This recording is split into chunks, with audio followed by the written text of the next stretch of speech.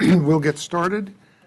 This is a special meeting of the Tacoma Park City Council. This is not a normal meeting with a normal agenda. We're here tonight only to hear from Washington Adventist Hospital about their plans to relocate and the certificate of need. After there's been a presentation by the president of the hospital, we will then have a public hearing so that we can hear what the public wants to say about this potential hospital move. I'm hoping that we can move through things fairly quickly so that we can then have some discussion with folks from the hospital and the council about things that they've told us, things that the public has said are important, and we will try and wrap things up by 9:15. So we have a sign-up list up at the front for signing up for the public hearing if you want to testify about the hospital. And at this point, I'd like to welcome Joyce Neumeyer, who's president of Washington Adventist Hospital, to come talk to us about what your plans are. Good evening. Thank you for having me here. My name is Joyce Neumeyer, and I'm privileged to be the president of Washington Adventist Hospital, and pleased to talk with you tonight about our project. I admit to ignorance about how to advance the slides. It says touch screen to start. Is that me? Okay. No. No. First off, Okay. if that's a comfortable height, great. If it's not, there's a switch by your left hand on the top to raise and lower the podium. Okay. I'm probably okay, but that's actually a very cool toy. I'm impressed. It's going to be here. Oh, okay. Seems to be Oh, it's taped. Okay, there we go. Okay, and so I can just move it down like that? Yeah. Perfect, got it. Okay, All I right. think we're in business. Just a little bit, first of all, about Washington Adventist Hospital. We've been serving this area for 106 years, both Tacoma Park and communities in suburban Maryland in the southern part of Montgomery County and part of Prince George's County as well. We currently are licensed for 252 inpatient beds. We're a provider of health care throughout the Maryland suburban region for cardiology, behavioral health, radiation oncology, emergency medicine, maternity services, among others. We are very proud that we've been named a Joint Commission top performing hospital on key quality measures. That's a status that is not easy to attain, and we're very proud of that marker of our quality. We are a center of excellence in interventional cardiology, cardiac surgery, and cardiac research, and we employ approximately 1,300 healthcare professionals, approximately 70 of which live in Tacoma Park. Washington Adventist Hospital is a leader in caring for the underserved. We gave about $33.8 million in community benefit in 2012. 15.08% of our operating expenses were invested for community benefit in that same year, which is the highest in all of Montgomery County. Our community benefit as a percentage of our operating expenses, 15.08% for Washington Adventist, and you can see the other hospitals there and how they rate. And this is essentially uncompensated care. It is uncompensated care. There are a few other things rolled into community benefits, such as free education classes, flu shots, some of that kind of thing, but the vast majority of that is uncompensated care or free care. We have some challenges at our current site, and although we've talked about these before, I'm happy to summarize those again. It's very difficult to access for patients, for ambulances, for employees. We're surrounded, as you all know, by narrow, two-lane residential streets. There's limited public transportation. There's no metro bus access onto the campus. We have ride-on, but no metro bus access. There's insufficient space on the campus and in the immediate area surrounding our campus for critically needed outpatient services and doctors' offices. It's one of the main complaints that we hear from doctors as we're attempting to recruit new medical professionals to our campus. We have aging and outdated facilities that simply cannot be sustained. Approximately 1/3 of our inpatient beds are in a building that is over 60 years old. We cannot realistically rebuild on the campus. We have 13 acres, less than 9 of which are buildable, and all of that is being used already. We would have to build in what is currently parking space, and we have so precious little of that we are under staffed, if you will, with parking spaces to the tune of several hundred spaces. In architectural terms, they have a phrase called empty chair, meaning where is the space where you put things temporarily while you're building something else for them to go in. They call it the empty chair. We don't have space for an empty chair on our Takoma Park campus. So therefore, rebuilding all of the buildings on site, there's no place to put the services temporarily, and we'd have to shut them down while we rebuilt. We have dealt with several architectural firms on this very issue, and they all come back with the same conclusion. You really don't have an empty chair. There's a parade of heavy trucks and machinery through the residential area, and if we were going to rebuild on the campus, that would increase exponentially. I mean, there would be an awful lot of heavy machinery, including cranes, that there isn't even really a place for a footprint. We also have an issue with extensive growing physician subsidy payments, and what that means is that the uncompensated care that was detailed on the last slide that the hospital provides, the physicians end up with the same payer mix of patients. And so those physicians are increasingly coming to the hospital saying, you're going to have to help make up the difference. I can't afford to practice here unless you help make up the difference. Now, we don't expect that our payer mix would be remarkably different in White Oak. We do, however, believe that we will have access to greater numbers of patients to help dilute the uncompensated care that we're providing. Here are some other healthcare environmental challenges and trends. The waiver that Maryland is currently under and that provides reimbursement to hospitals is going to be modernized, and a new waiver proposal has been submitted to HHS, or Health and Human Services, and we do not yet have a new approved waiver for the state of Maryland. However, we expect that that will be coming, and that effective January 1, there will be a new payment methodology for all hospitals in Maryland. We have seen the proposal. We do not yet know exactly what that's going to mean for us. So as we budget next year's both revenues and expenses, we can pretty well nail down expenses, but we don't even know for sure what our revenue is going to look like next year. And frankly, every hospital in Maryland is in a similar boat. Continued implementation of the Affordable Care Act. We are very supportive of the Affordable Care Act and realize that there's a lot of benefit that that's going to bring to our community. We also know that it's not going to be easy to implement in hospitals.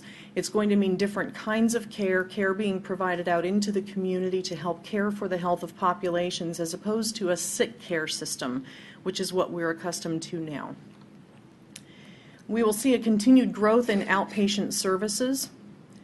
I think that's certainly acknowledged in the Affordable Care Act, as well as in the new reimbursement methodology that will be in the new waiver. We see an increasing and necessary alignment with physicians will be needed. In the future, it's very clear that under the new waiver proposal, a global payment type system will be expected of hospitals in the coming years. And what that means is you will be given a sum of money to care for the health of a population, and at that point it's just your responsibility to care for that population with the money that you're given. And so that means that physician care then becomes part of what a hospital needs to provide to care for that population, and that doesn't mean that they have to be employed, but it does mean that hospitals and physicians will have to be much more closely aligned, even financially, than they are today. Value-based reimbursement basically means it's no longer on a per click. You don't get paid for every time a patient walks through your door.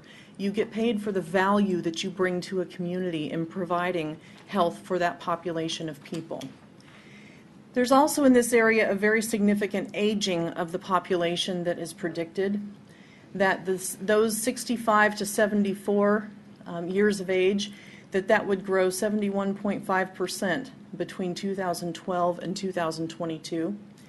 The 75 plus age cohort would grow 31.7% in that same period of time. So we're looking at an increasing age of the population, and we're also looking at use rates, meaning how much does the existing population need health care. Use rates for this population would increase. So our initiative addresses both the hospital and healthcare environmental challenges. We are proposing a 201-bed modern replacement facility and medical campus in White Oak. This is the hospital's existing primary service area. In fact, right now we are on the edge of our primary service area, and this would be moving into more the center of our primary service area. This does allow for fewer inpatient beds than the existing hospital, but expanded outpatient services overall. It's 11 fewer beds. The reason for that is that care does continue to shift toward outpatient services, and we believe that investing in outpatient services is a much more wise investment. We will be adjacent to the FDA, building on existing research and collaboration for the benefit of public health. In fact, later this week it's anticipated that I'll be signing another MOU with the FDA in addition to our existing one, working with the Center for Drugs on research. So we're excited about that. Our new campus is also more accessible by public transportation and major roadways. Both Metrobus and Ride-On buses have access there, and we have also submitted as part of our land use agreement that we would be providing a major size bus stop there to accommodate both of those types of buses. I know that there has been concern from the East County Master Plan that has not yet been approved based on transportation concerns up the 29 corridor.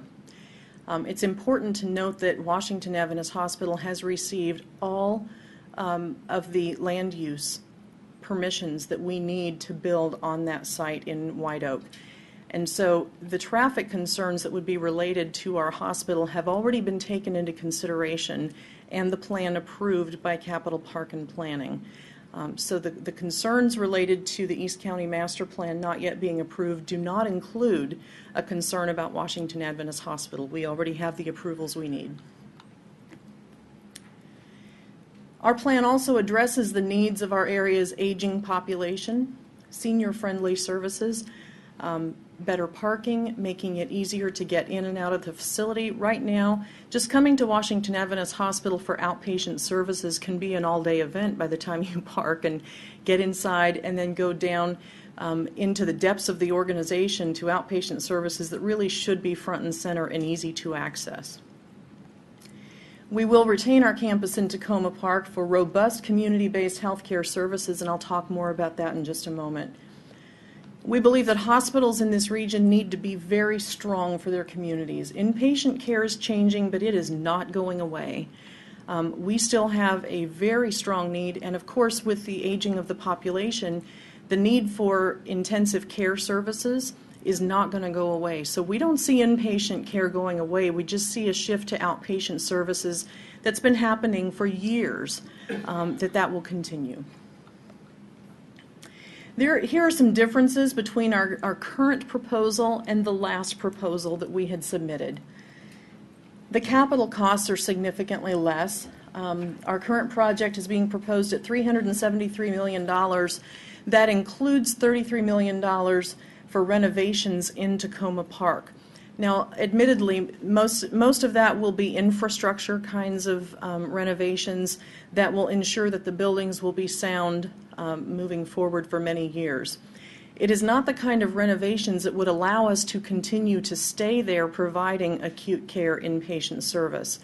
For example, many of our rooms are so small that you can't even get the medical equipment in them that are really needed for some types of patients. So we have to be very careful about where they're placed in the facility. We have bathrooms that the doors are so small they can't accommodate a walker, let alone a wheelchair. That's heartbreaking and unacceptable for a hospital to be in that situation. Many times, hospitals will take, say, 3 rooms and tear down the walls and create 2 rooms out of that space. But we don't have enough space to do that and then create ADA accessible bathrooms. And there is plumbing inside concrete walls that would have to be blasted.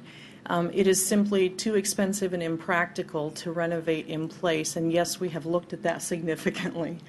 Our previous project was at $398 million, which did not include any dollars for renovating in Takoma Park. So you can see there's a significant difference in the cost in our projects.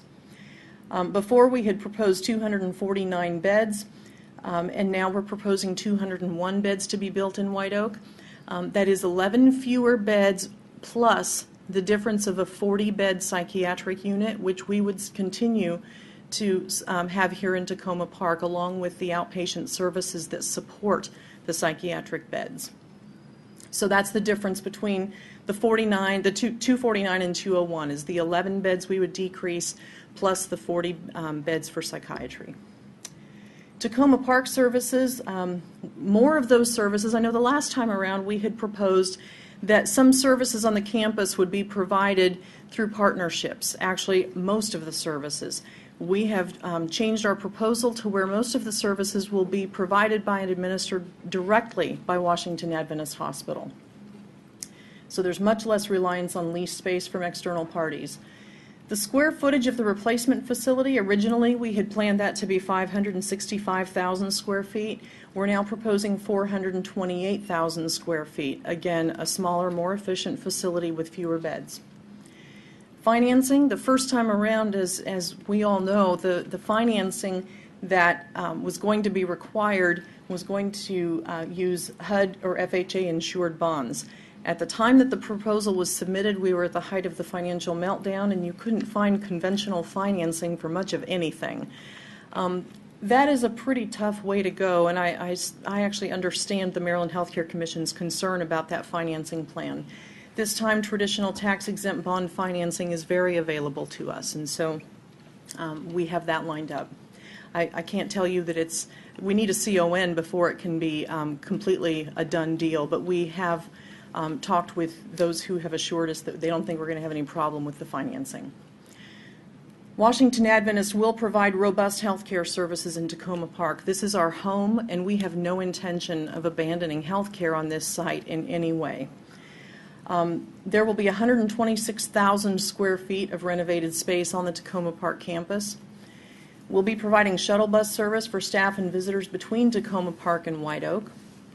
Some of the services that will be provided are a federally qualified health care center. This is not something that Washington Adventist can own or operate, but this is good news for Takoma Park. An FQHC can provide a medical home for anybody, not just the underserved, the uninsured, or the underinsured. The FQHC is available to anyone, and we'll be working with Community Clinics Incorporated to open an FQHC on our campus just early this next year. This will help provide additional primary care services to our community in a way that we believe will benefit the community greatly. They will continue to be on this campus after the hospital relocates, and I see them expanding their clinic dramatically. Every place they build, they end up filling up, and they're providing an excellent service. Behavioral health inpatient unit, as I discussed before, plus the partial hospitalization and the intensive outpatient programs that support that service. Our women's center that does prenatal care will continue to be in Takoma Park. The inpatient rehabilitation unit that currently occupies much of the 5th floor will continue to operate here. Many physician offices, most all of our physicians have said even if they open a White Oak office, they intend to keep their Takoma Park offices open. Other clinic and outpatient services, including laboratory radiology, and we've specifically talked about a walk-in clinic for primary care services that we would at least try to keep open 24/7 and see if the community used it. And if the usage didn't support the 24/7, we'd have to look at the hours, but we've committed to try it at 24/7 to start. Also, 55,000 plus square feet is planned to be leased by Washington Adventist University. They're a strong partner with our hospital. The university is doing very well. It's expanding rapidly.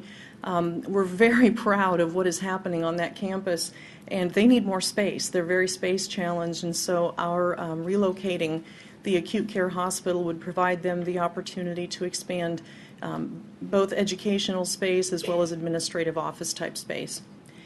Notably missing from this list is an emergency department. And I know that that's a concern. Frankly, it's a concern that I share. I mean, it would be lovely and wonderful for us to be able to provide an emergency department on site, even without an acute care hospital here. As most of you know, there is a moratorium in place on being able to even apply for freestanding emergency department status. That moratorium is in place until 2015. In discussions with the Healthcare Commission, we have asked them what the plans are for the end of that moratorium, and they have flat instructed me, we're not there yet, and do not submit this as part of your proposal. I mean, this is not, that's not going to get approved at this point because we don't have that ready. So, you know, I can't submit something that I don't know anything about. We don't know what the rules would be around it. We don't know what the reimbursement would be like around it. You know, we don't know if it will be much like it is now. There are 3 operating in Maryland. One of those, as you know, is operated by Adventist Healthcare in the north part of the county. I will tell you that loses a ton of money. And as we've discussed before, services on this campus are going to need to be self-supporting. They're going to need to be viable. And so I have concerns about what that could look like moving forward. But I have people ask me all the time, if there weren't a moratorium and you could leave a freestanding ED there, would you? And I tell them, well, I have no way of knowing that because I don't know what the rules would be around it. But would we be interested in studying that? Well, of course we would. And if the moratorium ends up being lifted in 2015, would we study that and see if it would be a viable service here? Absolutely. Can I promise that that would come out to be something that would be positive and be viable? I don't know that, and I have no way of knowing that right now. You know, I wish it were different, and I wish that I could give a different answer on that. But they've made it very clear that applying for any kind of a plan that involves a freestanding ED will not be approved. So that is why you don't see that in this plan. Here is the Tacoma Park campus site plan, and this is on here with an aerial view to show that the main entry in the middle of the screen, where the hospital's current main entrance is, would still be there. The entrance into the walk-in primary care clinic would be where the emergency department entrance is, and the Washington Adventist University entrance would be on the side of the building where the physician parking is. So that would alleviate concern about mixture of different populations trying to get in and out of the building at the same time. That's the most convenient for the university, and the other clinic entry is also the most convenient there to the parking deck. So that would, we feel like that would be the best way to enter the building for the different groups. This is a site plan in White Oak and just shows what's around us here. So you can see where the DC border is, the White Oak community, the Tacoma Park community.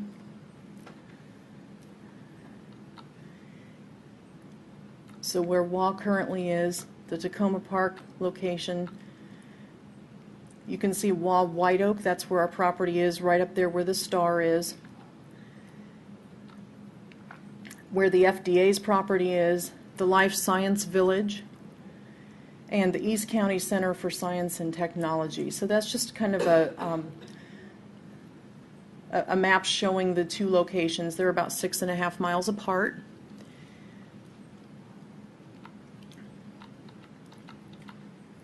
And this is an artist's rendering of what the new Washington Adventist Hospital in White Oak would look like. I'm sure there would be differences once it's finally built, but this is essentially what the architects and the artists see from the plans that we have.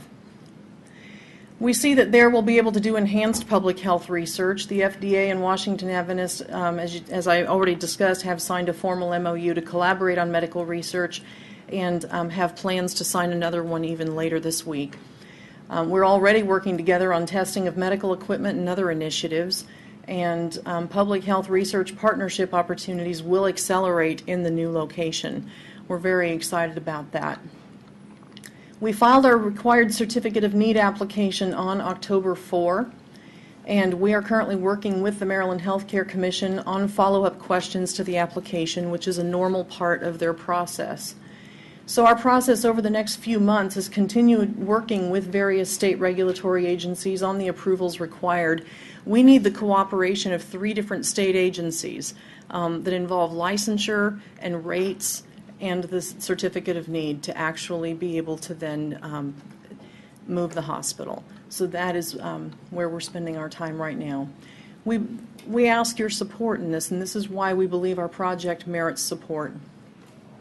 It ensures robust healthcare presence in Takoma Park now and into the future versus an uncertain future without a community-based, multifaceted plan that is sensitive to the changing dynamics in healthcare, both in terms of community, how healthcare is proceeding under the Affordable Care Act and under a new waiver, as well as the actual needs of an aging population. It improves healthcare infrastructure for patients and communities served in the Maryland suburban region. Additional points of access to care for patients and community will be possible in our new location. It ensures the sustainability of Washington Adventist Hospital. And I know that's an easy thing for us to type and to put up there, but I have to tell you, being the administrator of this hospital is the toughest assignment that I've ever had in my career. We are scheduled to lose somewhere between $10 and $12 million this year.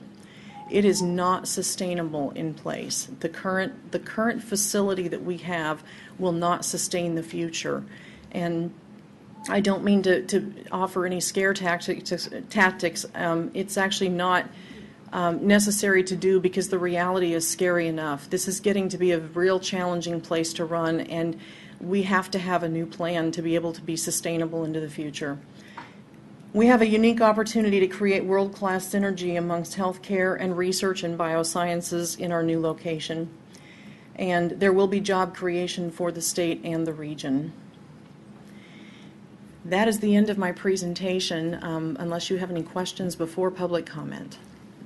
I think what I'd like to do is take public comment and then have you come up here and we'll have some discussion about our questions, points that the public has brought up, and anything additional that you feel in the process of the evening is worth you bringing up first. Great. So Thank you. And I really appreciate the opportunity to present this and to help you see what our plan is. So thank you. we appreciate you being here. And do you want to tell us who's here with you? I have a lot of people here. I work with an amazing team of people. Jonathan Sachs is here, and he is our Director of Public Policy at the Adventist Healthcare level, but works with us at Washington Adventist on a regular basis. Lydia Paris is our Director of Marketing and Communications. Rob Jebson is the man with the ever-shifting title. He gave his public policy job to Jonathan, and he's working now as Vice President for Business Development, specifically recruiting physicians with us at Washington Adventist. Jeff Morgan is a Vice President for Expanded Access. This project is his life's work. Is that fair, Jeff? Mark Bloom is an Executive Director of Support Services, and I have to say, he is the man who facilitates our relationship between the FDA and Washington Adventist. He was a veteran of the FDA, and I've forgotten how many years he was there, but it was a lot of them. And if it weren't for him, we wouldn't have the robust research and relationship that we have going on with the FDA. He also serves as our Executive Director of Community Relations. And although he's not formally a part of our team, I'll claim him on any given day, my dear friend, Dr. Weymouth Spence, who is the president of Washington Adventist University. And I appreciate him being here. So. And we're glad that all of you are here. Thank you. Thank you. Okay. At this point, we'd like to hear from the public.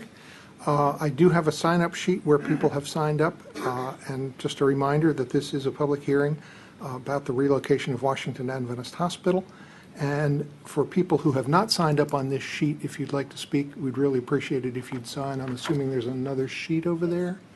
Okay, and so after we go through this list, we'll work from the next list as well. And a reminder that we'd appreciate it if you speak for 3 minutes. I will be using the timer and the light, and there's an indicator on the podium so that you know when you have 30 seconds left, and when your 3 minutes are up, the beeper will go, and I'd really appreciate it if people can hold to 3 minutes, and I'm not going to kind of give you much room to continue beyond 3 minutes, so I'd appreciate it if you just wrap it up, complete your thought, and we'll move on to the next, because I'd like to get back to the discussion with the folks who are here, and we can continue to elicit information, and so it'll be good to hear questions from the public. And if you feel that somebody has made your point already, it's perfectly fine to say you agree with the previous speaker about a particular point, and then we can have a good discussion about this. So we will begin the public hearing, and the first people to sign up are Joe Edgell, followed by David Paris and Ann Ludlow.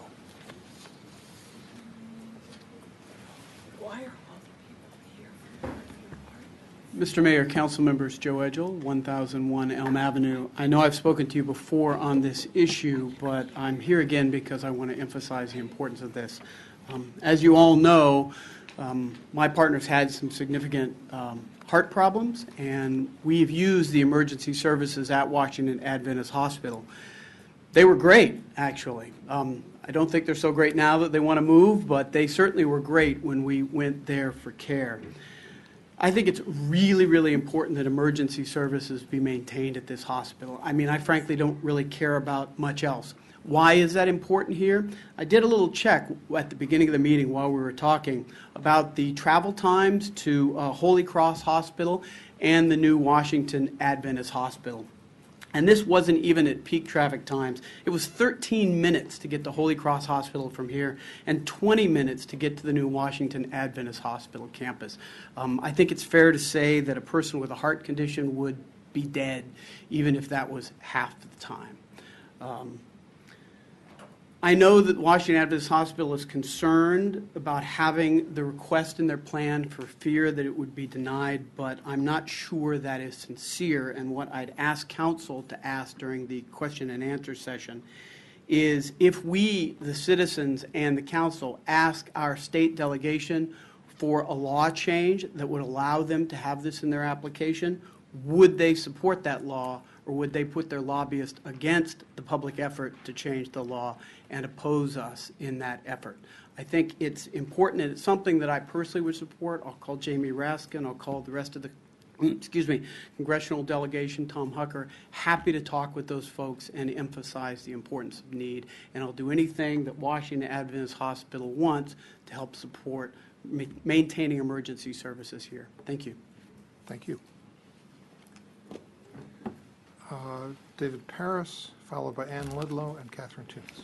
Hi, I'm Dave Paris. I live at 901 Larch Avenue. I'm disappointed by the lack of evolution of this proposal. It's exactly what they discussed with the Washington Adventist Hospital Land Use Committee in September of 2012, when the same night that they announced their withdrawal of the previous application, and there has been no development of it, no evolution. Actually, it seems more constrained, or limited with regard to walk-in services than they had portrayed to us. So it's basically the same plan, but slightly devolved. I also am kind of mystified about the applicability of the moratorium. There's a moratorium that was instituted in 2010 along with provision for regulating and compensating freestanding facilities. It's a moratorium on the issuance of licenses, not on applications for licenses. So I don't quite understand its applicability, but certainly I would encourage the council to make any clarifying legislation necessary a priority. Certainly, the District 20 delegation could deal with the matter.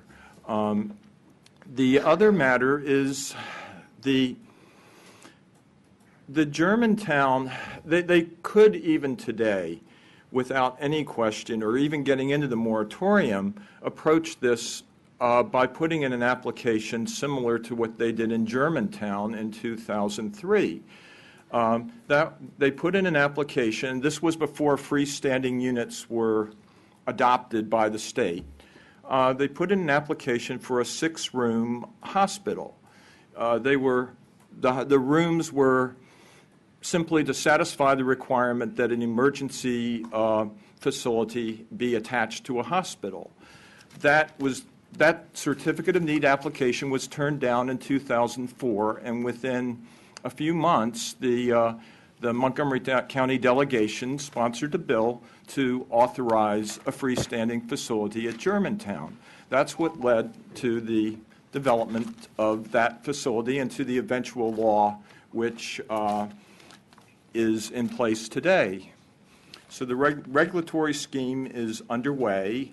The Maryland Health Commission is working on the regulations, but I would say either the moratorium doesn't apply or can be changed, or there could be a small hospital left on the land. Thank you. Thank you. Ann Ludlow, followed by Catherine Tunis and Barbara Muehlbacher.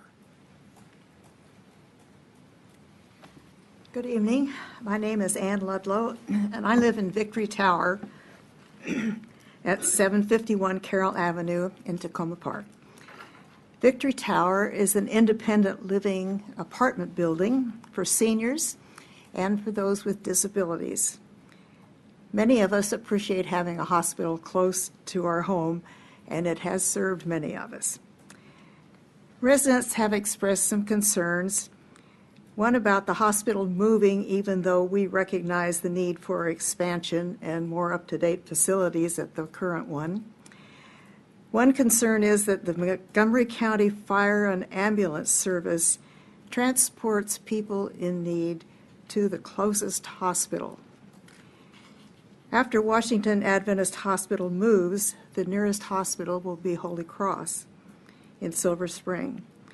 And for emergency care, that's the logical thing to do, the closest one. However, if we then are admitted to that hospital, those of us who have doctors with attending privileges at Washington Adventist Hospital would not be able to be seen by our regular physicians, those people who know best our past history and current medical needs. Residents have also asked about public transportation to the new Washington Hospital. Residents want to visit spouses, relatives, and friends who are sick. And currently, transportation is easy for us. We get on bus 18 in front of our building, and it takes us right to the front door of the hospital. So easy access is important. Some people are in wheelchairs, motorized chairs and scooters, some with walkers and canes, and some who cannot walk a very long distance, and some who drive and cannot afford expensive parking. These will need to be considered. Or residents have suggested that a Metro bus stop be in front of the new building, or that there could be a free bus from the Metro stop closest to the new hospital, or that some form of easy and free or inexpensive transportation from the current hospital to the new one could be arranged. There are some other considerations, but I appreciate this opportunity, and I thank you for Victory Tower. Thank you. Catherine Tunis, Barbara Muehlbacher, and Kimberly, I'm not sure the last name.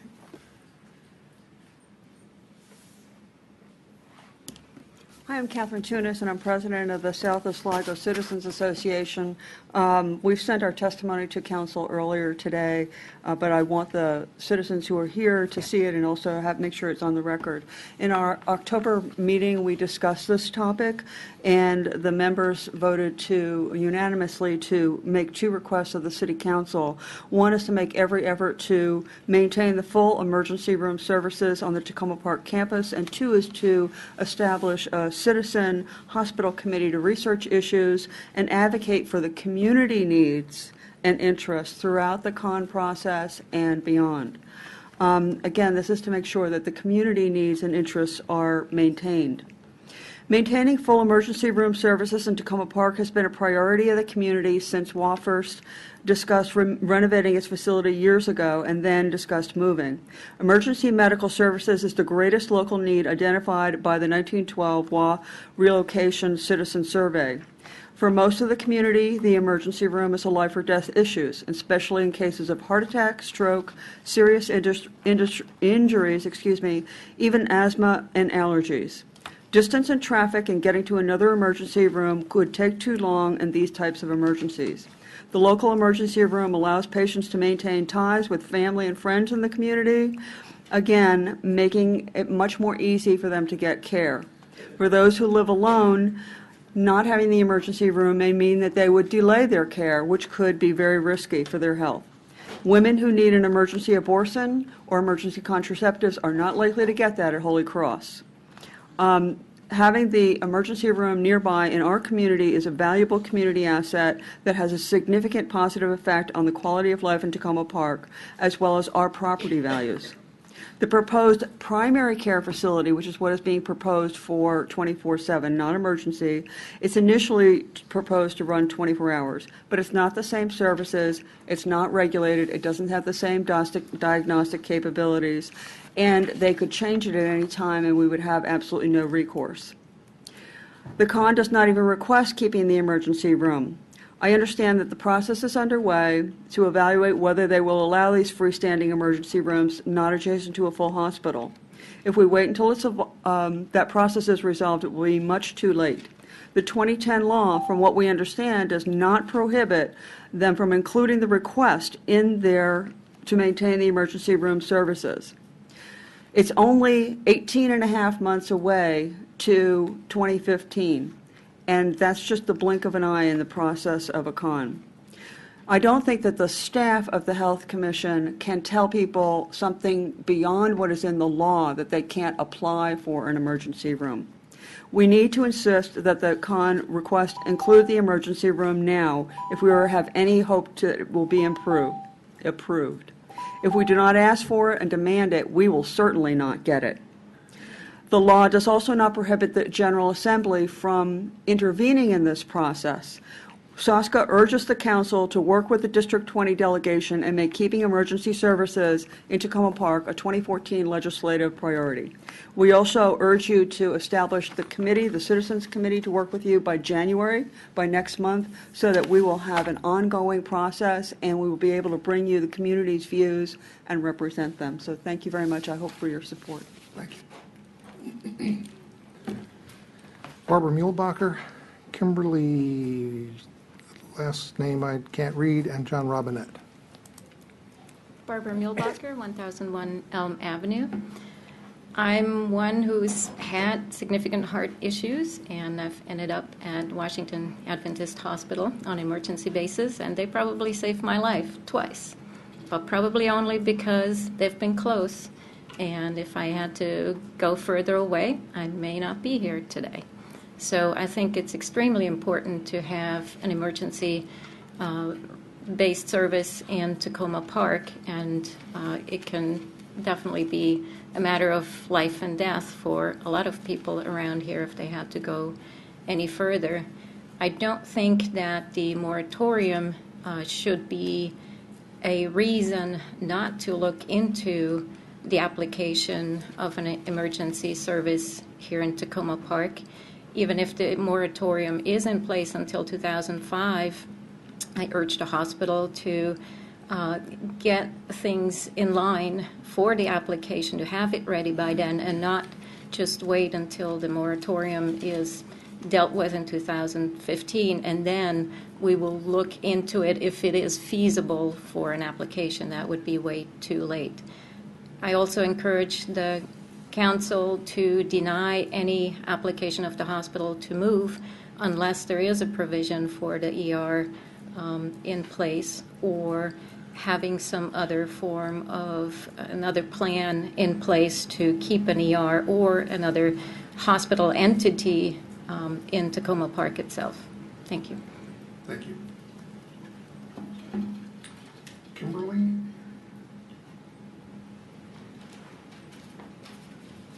Okay, John Robinette. Good evening. Hi, my name is John Robinette. I live at 7224 Central Avenue here in Takoma Park. In 2007, the Takoma Park Women's Center closed, as well as the Maternity Center in Bethesda, where my late wife and I both had our 2 children.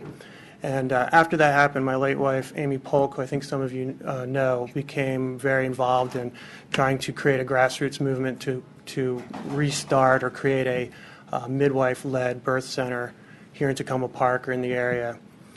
It was about that time or shortly thereafter that the news of the Washington Adventist Hospital move started, and Amy started to work with the prior leadership at the hospital, and there was a lot of interest in collaborating with the community, with the hospital, and creating a midwife-led birth center on the campus in whatever new form it would take. So I want to stand here today and to reaffirm the desire for that function to exist on whatever becomes of the campus in its new form, that there's still community interest for a midwife-led birth center as part of the new structure of the new campus, and that if there's a way I can help, either advocating with the hospital or on behalf of the community, I'm happy to do that, and would ask the hospital leadership to not hesitate to reach out to me. Thank you. Thank you. That's the last of the people who are signed up on this first sheet. Have there been people who signed up on a second sheet? And while you're getting that, let me just say that the folks who are here from 7667 Maple Avenue would like to meet with the council after our discussion with the hospital is over, and we'd be happy to do that.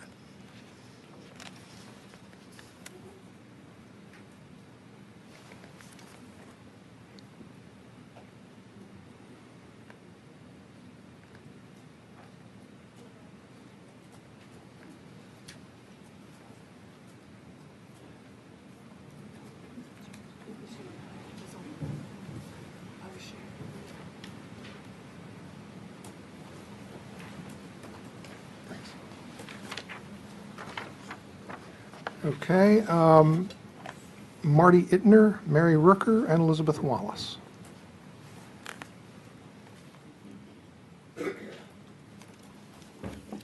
Hi, hi. I'm Marty Ittner, and I live at 7902 Flower Avenue.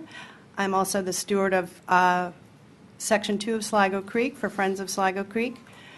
And I've been walking the path behind the hospital for over a decade now in that capacity. And I have a long history of the impact of the hospital hillside, which drains down into Sligo Creek. And I do have this handout here, which has some visuals and some photographs over the years. Mainly, we have an issue of erosion and stormwater runoff. In 2009, we had a giant sinkhole that got to be about the size of Rhode Island, and finally it was fixed. And I do want to mention that I have a very good relationship with Washington Adventist University and Washington Adventist Hospital, are very responsive to my calls, but I am they don't seem to have the resources necessary for the large improvements that need to be made in terms of the stormwater runoff. Just 2 months ago, Daryl Braithwaite went down to the site, which is just below, if you can see on your map here, it's just below, right next to Sligo, the Carroll Avenue Bridge. And you can see I took this picture in 2009. We had this issue. here it is 4 years later. They put up some hay bales for us, which was very nice, but the hay bales are losing the game here. So we've already lost, they're starting to break down. That took 2 months for that to happen. And in 2011, we had our diesel fuel leak from the hospital, and that did go right into Sligo Creek, right in the same area here. I was disappointed in the presentation. There was no mention of the environment and the incredible issues that we have on the hospital hillside. So I would encourage the council to ask about these improvements that need to be made when there is some budget here for infrastructure. Thank you. Thank you. Mary Rooker, Elizabeth Wallace, and looks like Godfred Okore. Hi, Mary Rooker, 804 Larch, Ward 2. I share many of the goals others have expressed tonight, especially on the emergency services, and also on Marty Ittner's point about environmental impacts on Sligo Creek, which we all love and count on. I'm one of the SOSCA members who voted in favor. Of course, it was unanimous, so you figured that out already. But I have one possible option to add that I don't think anyone has mentioned, so I'd like to bring it up. I'd like to see the hospital offer classes on diet and health, basic nutrition, and perhaps cooking classes using the cafeteria facilities. The Seventh-day Adventist spiritual ideal of plant-based diet for biblical reasons is a profound spiritual practice with remarkable health benefits that have been scientifically proven again and again, even if you're not Seventh-day Adventist. These same SDA dietary ideals work for the rest of us too. What we eat is the ultimate in real disease prevention and optimal health, and thus the future of medicine. And the Washington Adventist Hospital is well suited to foster such health benefit for the benefit of all. Just as the hospital has taken leadership in making its campus a smoke-free and now also a pesticide-free zone, yay, bringing in the role of diet on health seems a natural extension. And I would agree that, and I would guess that Tacoma Park has one of the larger pro-veg populations in the area, and I think it'd be a profitable service for the hospital. I am not SDA myself, but at 61 years old, I am celebrating my 20th year as a vegan. Science now knows that some vegan diets are healthier than others, and I can think of no better institution to take the lead in supporting those who seek such dietary changes. So I hope the hospital leaders will consider this highly appropriate and much-needed service that might well increase hospital revenues. Thank you. Thank you. Elizabeth Wallace, Godfred Okore, and Pat Lovelace. Hi, I'm Elizabeth Wallace. I'm a resident of Tacoma Park on Holly Avenue. And I just put a couple of comments together at the last minute, so I basically share the feelings and the expressed needs of the community that have already been spoken today. But I think it's important sometimes to go back to what an organization's mission or vision is. So I went on the Adventist Health website, and it says Adventist Healthcare will be a high-performance integrator of wellness, disease management, and healthcare services, delivering superior health outcomes, extraordinary patient experience, and exceptional value to those we serve. But if you're a high-performance integrator, why haven't you made the plans for the emergency room? At least to have made an effort to plan for it, to show us that you're really spent some money looking at it, even if you can't submit the documentation for the moratorium, it may give us a little bit more confidence in the future collaborations. Regarding excellence, you say you provide world-class clinical outcomes in an environment that is safe for both our patients and caregivers, but if we don't have the emergency service, will it really be safe? Will you slip below the world-class clinical outcomes? On another note, someone just mentioned sustainability. Adventist Healthcare plans to build a new Washington Adventist hospital on a medical campus on nearly 50 acres for only 201 beds. But this is the Metro DC area. We're hardly suburban anymore. We're just mini-urban. For example, the Kaiser Permanente LA Medical Center is a 448-bed hospital, 7 stories tall, situated on 3 acres of land, and within access to light rail and major bus routes. And even here in DC, GW, 6 to 7 stories high, 371 beds, occupying only 2 acres. So, but you're going to have 750 surface parking spaces, which I assume means not multi-level. So I'm concerned about the sustainability of of how you've planned for that. Just because you have the land doesn't mean you maybe need to use it all. So, thank you. Thank you. Godfred Okore, Pat Lovelace, and Raymond Balcone. I'm not sure what that name is.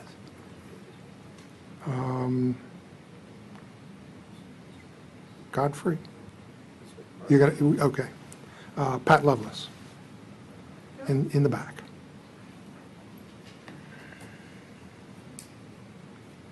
Hello, my name is Pat Lovelace, 7620 Maple Avenue, Tacoma Park, Maryland, your official peace delegate.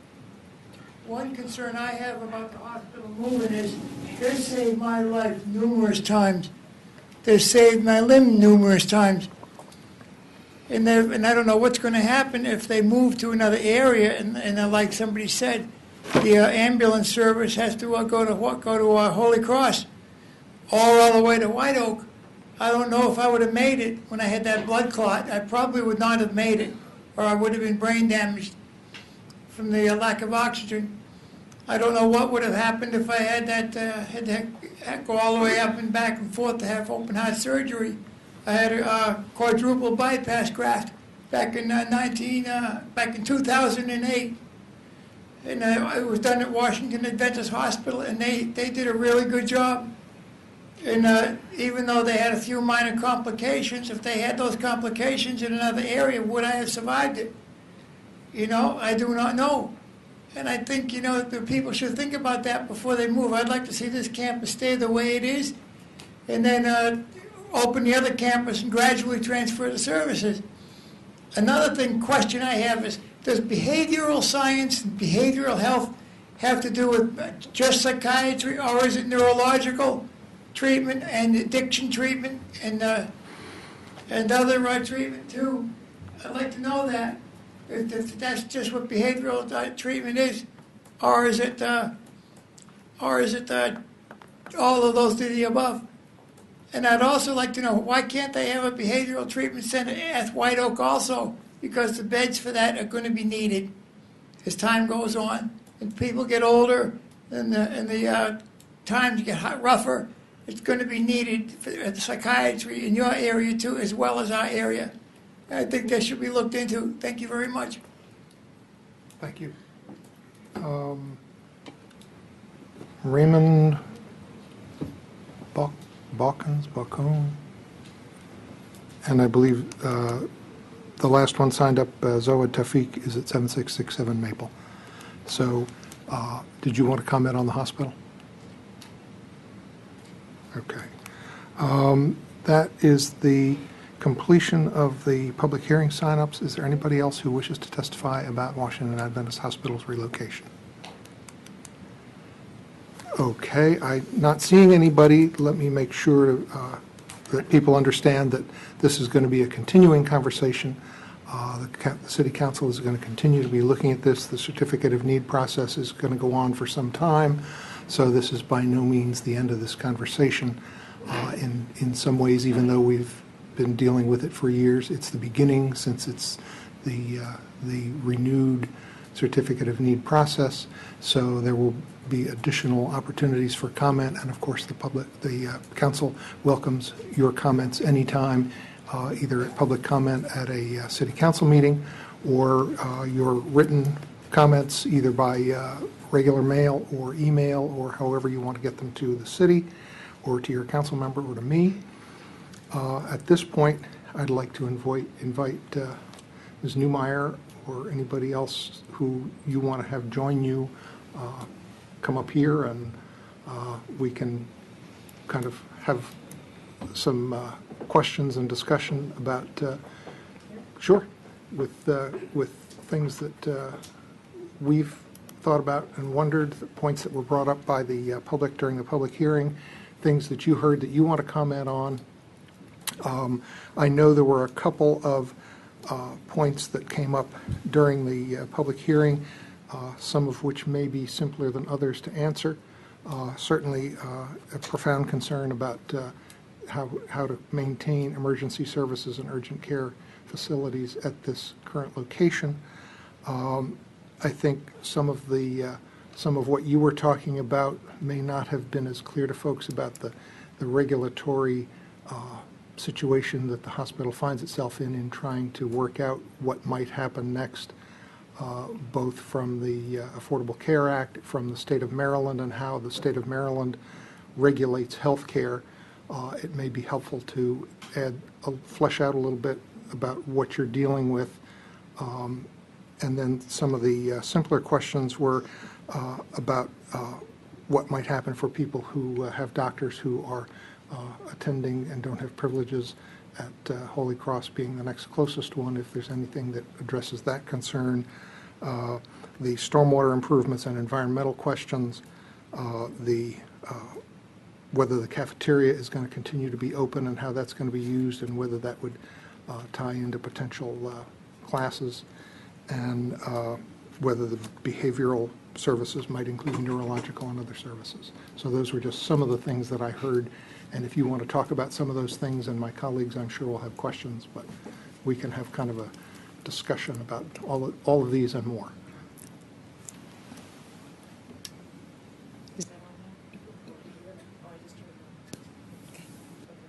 You're good. Now is it on? Yes. Okay. Hard to hear? Pull it over toward you. There you go. They'll adjust it.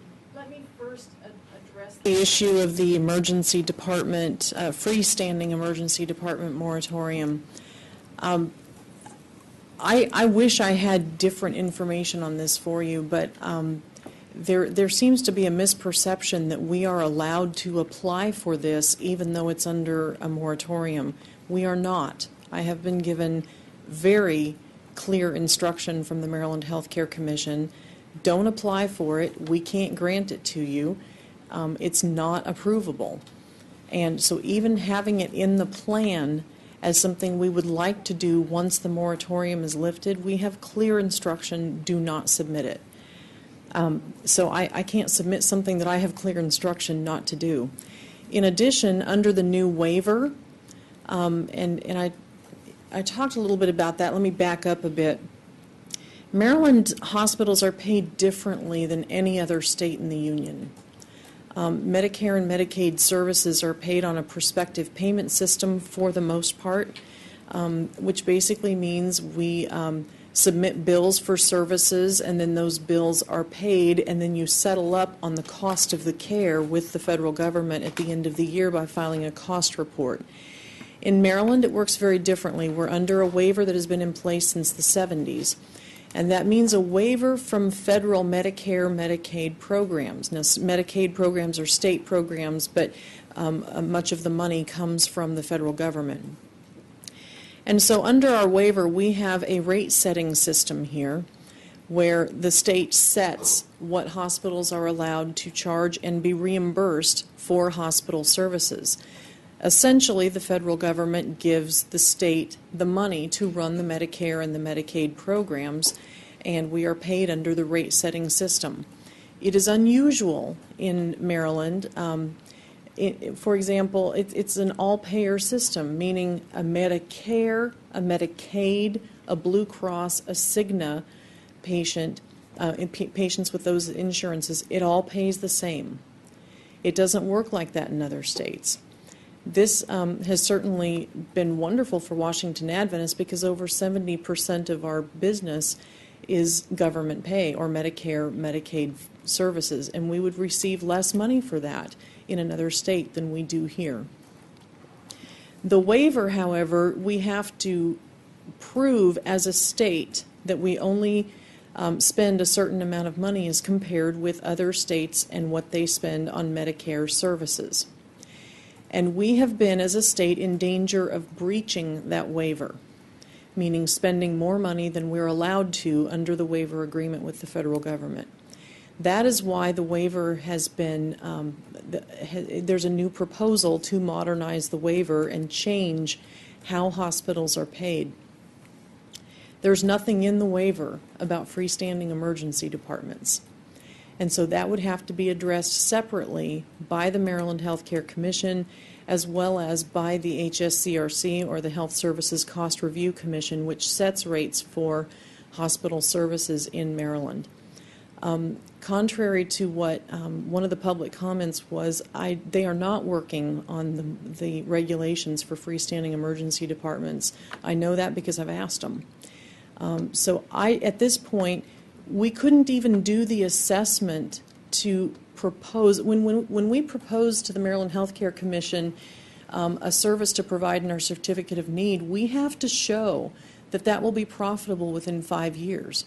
In order to do that, you have to be able to assess the revenues and the expenses. Without there being any regulations surrounding freestanding emergency departments and how those would fit into a new waiver, we have no way of assessing that. So there's no mechanism by which we could even apply or put together an application for a freestanding ED, let alone that they have told me don't do it. They are just not ready for it.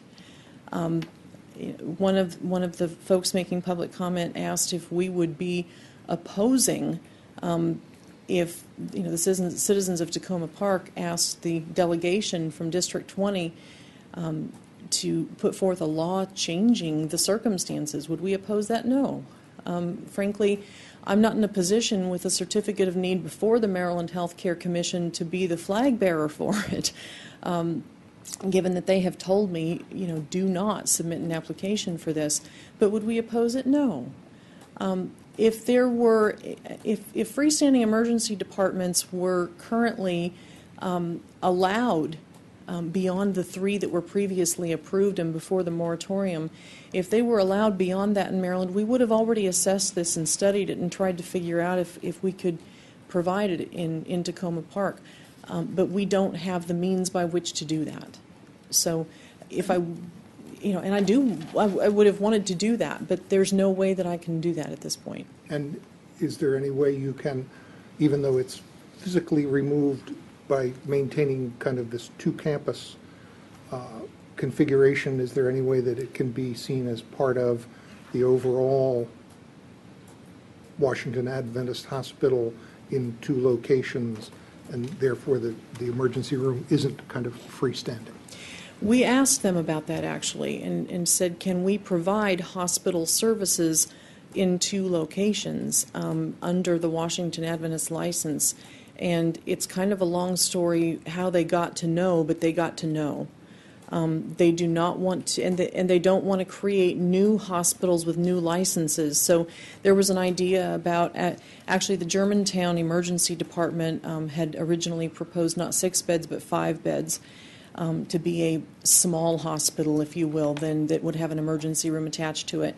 And that was not the eventual plan that was approved by the state. We have talked with them, however, about is that what we could do in Tacoma Park to make this work. And they told us we are not looking to add hospitals and add hospital licenses. And so that was not an avenue that was open to us either. And I believe you've talked a little bit about kind of where emergency care starts in terms of it being mostly in an ambulance, and that's kind of, if you're going to the emergency room, you're essentially operating, the emergency folks in the ambulance are somehow, I guess, electronically connected to the emergency room, and things are already happening? Correct. When someone has an emergency, a medical emergency, the best thing to do is call an ambulance, because The medical care starts in the ambulance, and we are connected electronically so that we can actually see results of an EKG for a cardiac patient before the patient ever actually gets to the hospital, and we're very prepared to then commence with the additional care. I can tell you that an ambulance can get to White Oak in a whale of a lot faster than 20 minutes. They have a way of busting through traffic and going faster than you and I could or should through regular traffic. And I heard Mrs. Ludlow's concerns about if an ambulance takes you to the closest hospital, that it would no longer be Washington Adventist, and that could be a problem with doctors. And I freely admit to you, I don't have a ready-made solution to every single scenario. I think that is a concern. And, many ambulance rides are not, believe it or not, I learned this from Montgomery County public safety folks, that many ambulance rides are not true emergencies. They are, people need to get to a healthcare facility, but they're not true emergencies. And so, the question is then, do you call the ambulance or do you drive to the hospital and go to the one where your doctor has privileges? That's a call that only a patient or their family members can make, and I would encourage people to err on the side of caution and call an ambulance if they believe they have a serious medical event. But I understand the concern about the potential of ending up at a different hospital where your doctors aren't. It is possible to be transferred from that point once someone is determined to be stable. I realize that's an additional step and a wrinkle in the plan, and I don't like that. There isn't a ready-made solution to that either. Mm-hmm. And a couple of the other ones that were brought up were the stormwater improvements and the environmental concerns, and the cafeteria use and behavioral, including neurological. Sure. And then I'll turn to my colleagues. Okay. The behavioral health, we do treat addictions in our behavioral health services, and we treat actually neurological issues that include behavioral health components on our rehab facility floor, and both of those services would stay in Tacoma Park. So those services are available. Rather than providing the services for behavioral health in both locations, what we intend to do is use the state's existing licensure laws to increase behavioral health beds over time to meet community need. I agree with Mr. Lovelace that the mental health and behavioral health needs in our community seem to be only increasing. And there is a means within the licensing laws in Maryland that allow you to increase your beds as community needs dictate over time. You can increase a certain percentage every year if that need has been demonstrated. And so we would love nothing more than to grow behavioral health services in Tacoma Park. It would be much more cost effective than trying to provide them in two different locations, but we do intend to grow them. I believe it was Mary, I didn't get Mary's last name, but probably had no idea that she was preaching to the choir with me on the diet and nutrition and the health. I haven't been vegan for 20 years, but it's been almost 3. And I advocate for a plant-based diet to just about anybody who will listen to me. I won't drag you there with me right now, but Thank you. and did somebody say good? But I absolutely see that there's opportunity for us to be able to provide additional health and nutrition classes. And in fact, we have recently piloted a program on our campus called the Complete Health Improvement Program that advocates for nutrition and food as medicine, not as entertainment. And I'm very excited about what can happen with that. I admit to you that I don't have specific plans today about exactly what facilities would be used for that, how many classes we'd have, where would they be held, what times per week. I don't have all of that worked out. But frankly, my community health and wellness folks are almost sick and tired of hearing me talk about this because I think Mary would find a kindred spirit in me on this subject, and perhaps she and I should talk about that at some point. But I think the possibilities there are endless. And the cafeteria, is that going to remain open or close, or? You know, we have talked about that in conjunction with the university, and should we operate one cafeteria on the campus or should we operate two? We don't have a final decision on that yet, but we would work with them to determine. You know, there will still be a lot of employees in that building for rehab, for behavioral health, for the walk-in clinic, for laboratory, for radiology. I'm hoping to be able to leave the wound care center there. And, you know, all of that, there's a lot of employees associated with those services, and they have to eat somewhere. So it's hard for me to imagine that there wouldn't be cafeteria services in the building, but I'm going to stop short of telling you that I know exactly what's going to happen. Because I would imagine that if it isn't used as a cafeteria for that complex, that commercial kitchen space could be repurposed. Absolutely.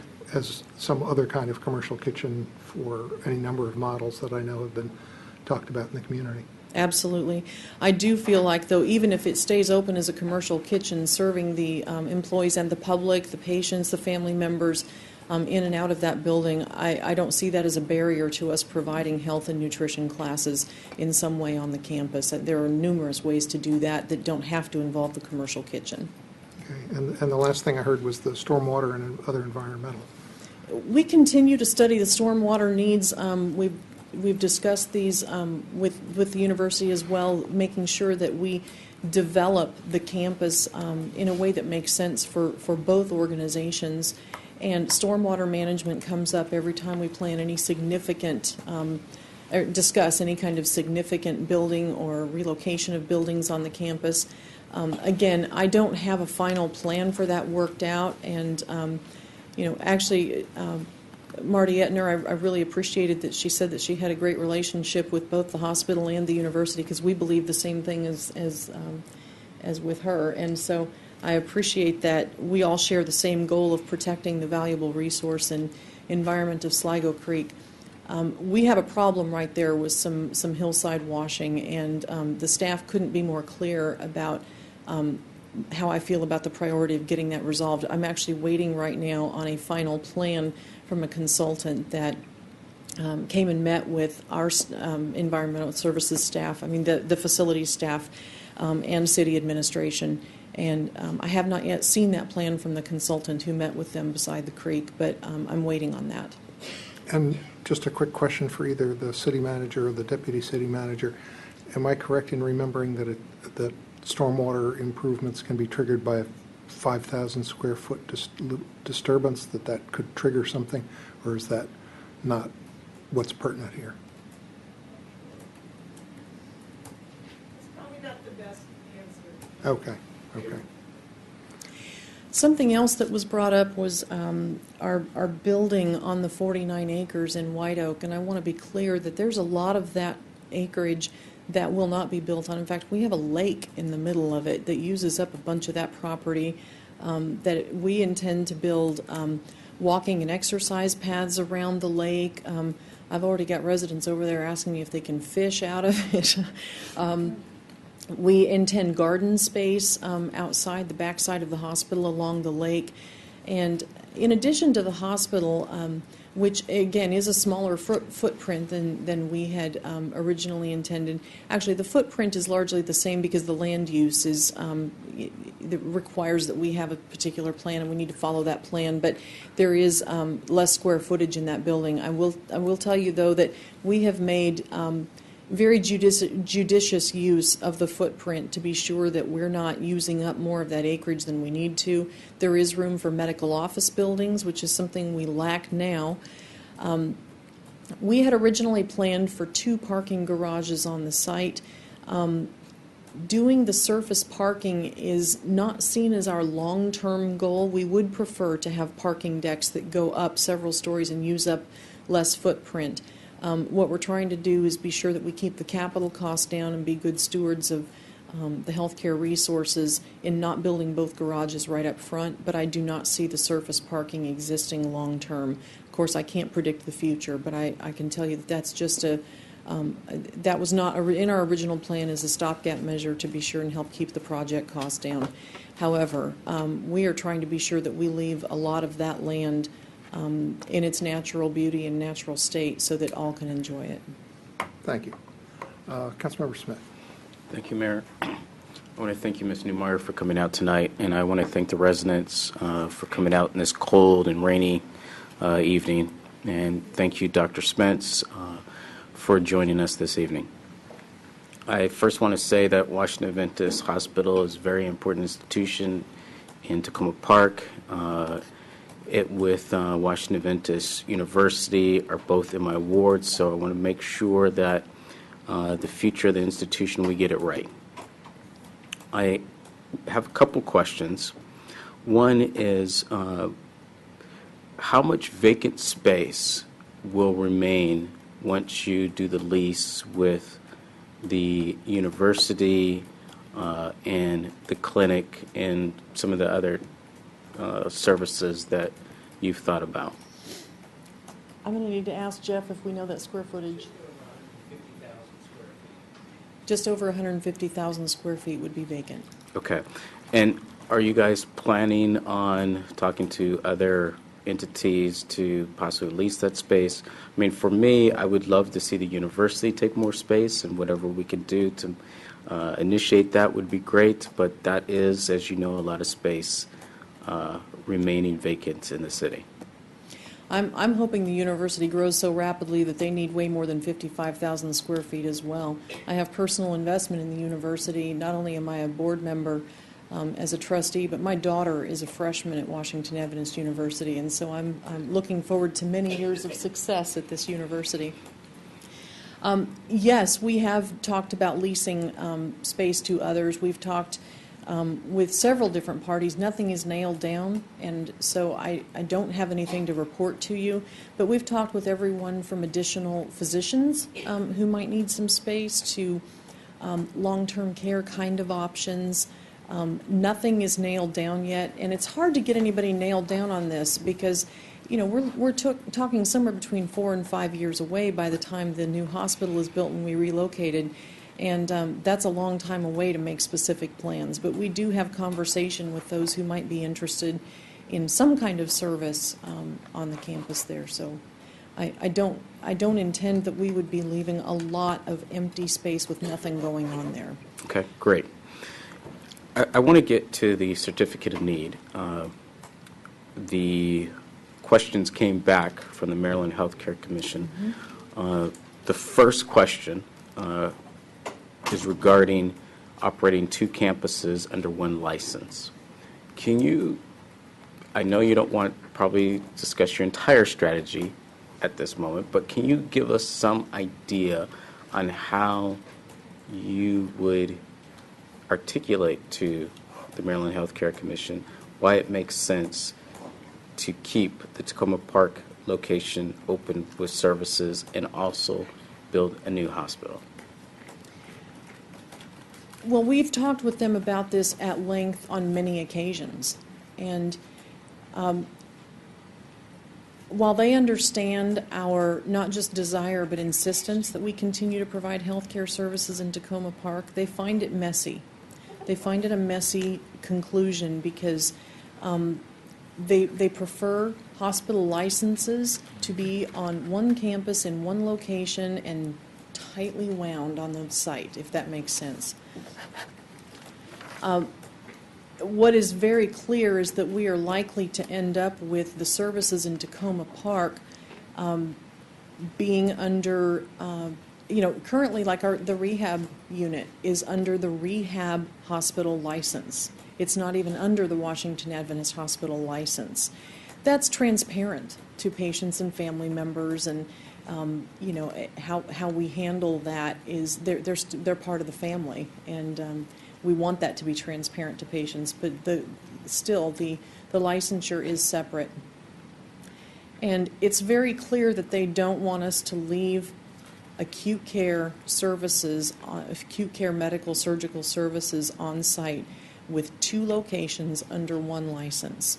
And so it is highly likely that the services on this campus would be licensed like, for example, the Adventist Behavioral Health Hospital will likely cover the license for the behavioral health beds, and the other outpatient services will be non-rate regulated.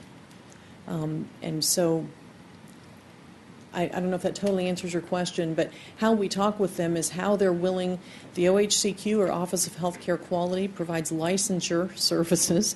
The Health Services Cost Review Commission is in charge of rate setting, and the Maryland Healthcare Commission is in charge of certificates of need, and we need all three of those agencies to buy off on our plan. And it's very clear that they don't want us to be providing general acute care services under one license in 2 locations. Okay, so I guess in summary, you would have services in Tacoma Park under multiple licenses. Yes. Okay. That's the easiest answer to that, yes. All right. I recently spoke to a resident, and they told me that they were concerned about the condition of the emergency room. You spoke about doing $30 million of capital improvements. Is there any way we can accelerate some of that, or you will not spend any money currently on the facility until you find out about the certificate of need, whether or not it's approved or denied? No, we're actually spending some of the money now. In fact, we're renovating the cafeteria right now, and we will very shortly be renovating the maternity units. And so some of the money is being spent now. I agree that there are some renovations needed to the emergency department. It is one of the most challenging places for us to renovate because it's so busy all the time. And taking any of it out of service to renovate is horrible, particularly in the winter months. So I don't expect that that will be happening until one of our less busy times of year. But we have already started some of the renovations. And do you see ER renovations happening in the next 12 months? I would love to tell you yes. I'm going to stop short of promising that. The other thing is, what we don't want to do, we would be eventually, once the hospital relocates, renovating that space for the walk-in clinic. Right. And I want to be sure that we don't spend a lot of money doing something that is going to end up being irrelevant, and we need a different kind of a renovation for the long-term use. Okay. And my final question is, what's Plan B? If you don't get the certificate of need approved, have you considered what the option would be? Every day of my life. I'm very concerned about what would happen if the plan were not approved because, as I stated in my presentation, the current situation is not sustainable. And that's not blowing smoke or trying to use scare tactics. It truly is not sustainable. We cannot endure these losses moving forward. It's just not possible. In order to be anywhere close to successful on the Tacoma Park campus, it would involve changes, some of which are possible, but as I understand it, not desirable by citizens. And it would involve some changes that I don't think are possible. We would have to be able to build new office buildings. We would have to, for physician offices, we would have to build at least 2 good-sized parking garages. These are changes that would be, frankly, I think, pretty hard for our community to stomach. And we hear from our neighbors that that's not the kind of development that they want to see happen on that campus. But our current situation is just not sustainable. And we've discussed this with the Healthcare Commission. The question is, do you want Washington Adventist Hospital to survive and be successful or not? And they're very clear. I mean, we see about 46,000 patients a year in our emergency department. About 10% of those, which actually is a fairly small number, are Tacoma Park residents. And about a third of those visits are not emergency care. They're more doctor's office kind of care, but either somebody doesn't have a physician office or a medical home, or it's just an inconvenient time and you can't get an appointment or something, so they use the emergency department for that.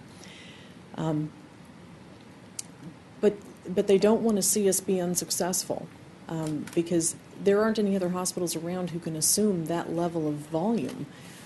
There aren't enough hospitals around that have enough empty beds to take care of our inpatient and intensive care patients, let alone our cardiac program. And so people do want to see us be successful. The Maryland Healthcare Commission wants us to be successful. And I mean, what is Plan B? Plan B is just so undesirable and unacceptable that it's why we continue to pursue Plan A. Okay. Thank you, Ms. Newmeyer. Thank you. Councilmember Schultz. Hi, and it's good to see you again. Thank you for coming. All of you and all of your colleagues, whom I have great respect for. Obviously, the topic number one is here tonight is the emergency care. And I wanted to ask in reference to that, because there's a question in reference to that, because it's, as you said, it's going to take, all things going smoothly, 4 to 5 years for the new campus to be in operation in White Oak. During that period of time, hypothetically, it could be that the moratorium will be lifted, the state will come to a new view with regard to freestanding ERs. And so the question is a very hypothetical one. In the event that were to happen, would it be possible for the hospital to come back with your plans already approved and underway in White Oak to sort of say, okay, let's say it's the year 2017, and now you can do it. Well, you say, well, but we've already got our plans. They were approved back in 2014. For you to be able to retrofit on the Tacoma Park campus some changes that far along in the whole process. I mean, it's a hypothetical question, and I know those kind of questions are difficult to answer. I don't mind saying that if that were to be the case, let's pick 2017, would we study the feasibility of that? Absolutely. Absolutely. Just like if it were available today, would we study the feasibility of it? Of course. Right.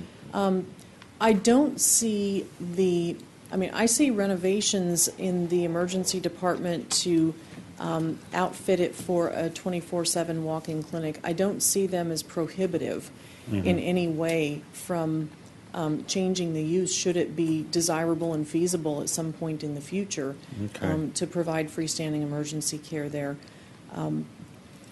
I will tell you, there is a strong opinion at the state level, and I'm not going to quote any particular people on this, but I can certainly back up my assertion that freestanding emergency departments increase the probability of inappropriate usage of emergency departments and discourage people from finding a medical home and using lesser expensive levels of care to get their health care needs met.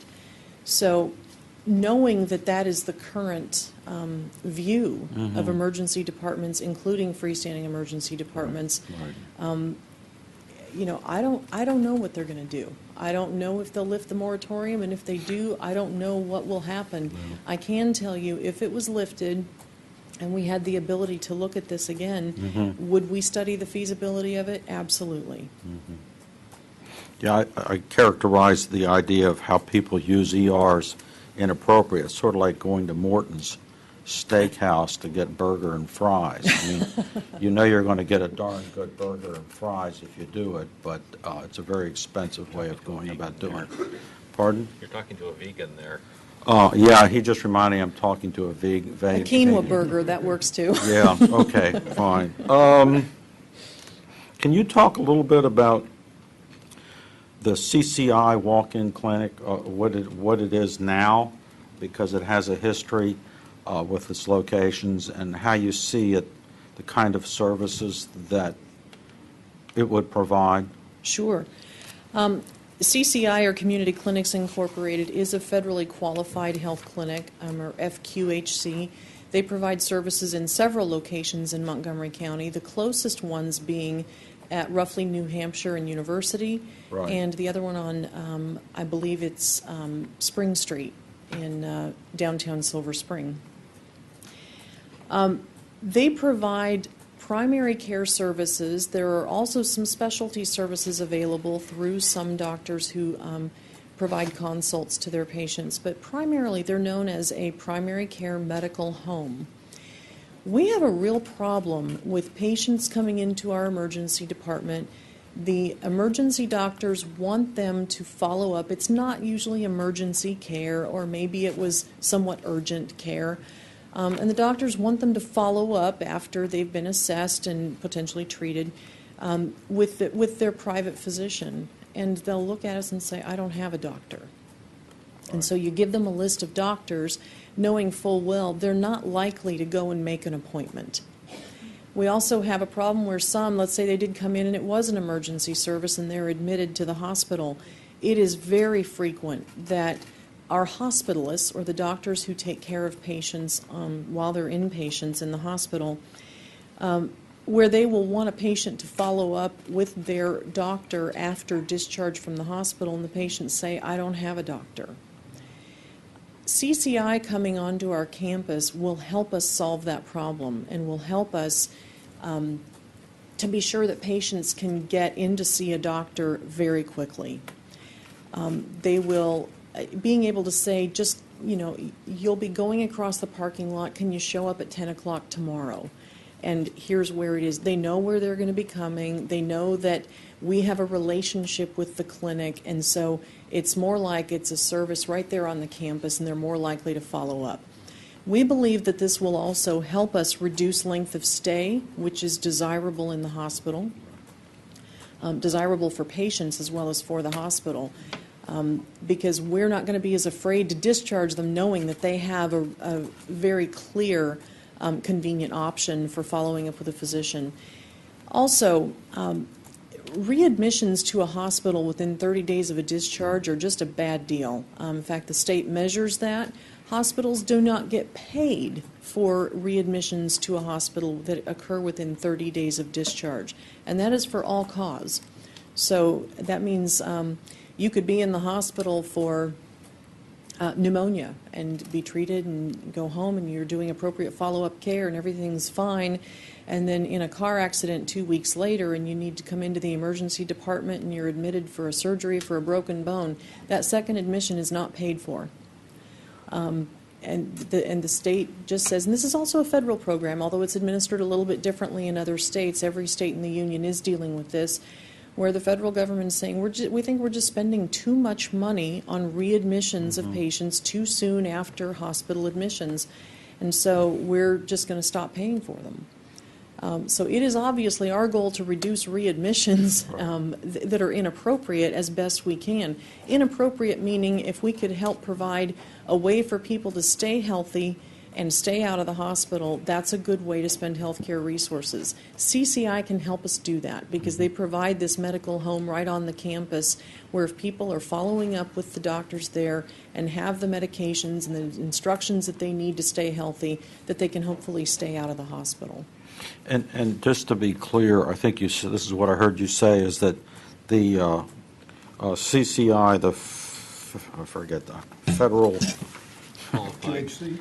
Federally qualified health FQHC, clinic. I have to learn my alphabet, is appropriate for people of patients with all incomes, all levels of health insurance or non-health insurance.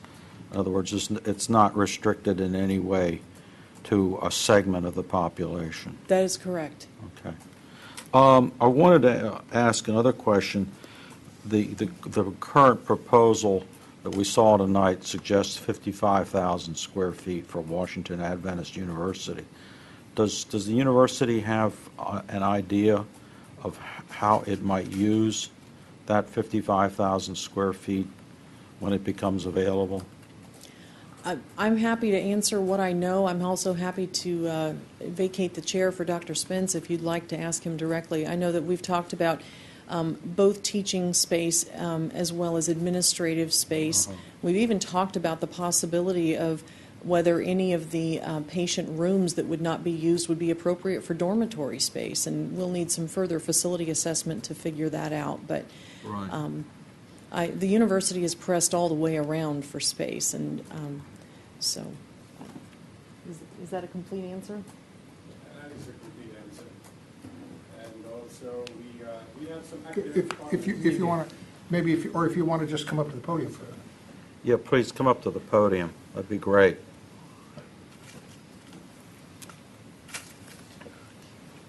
Thank you for the opportunity to address the council. Yes, we have considered the use of that space.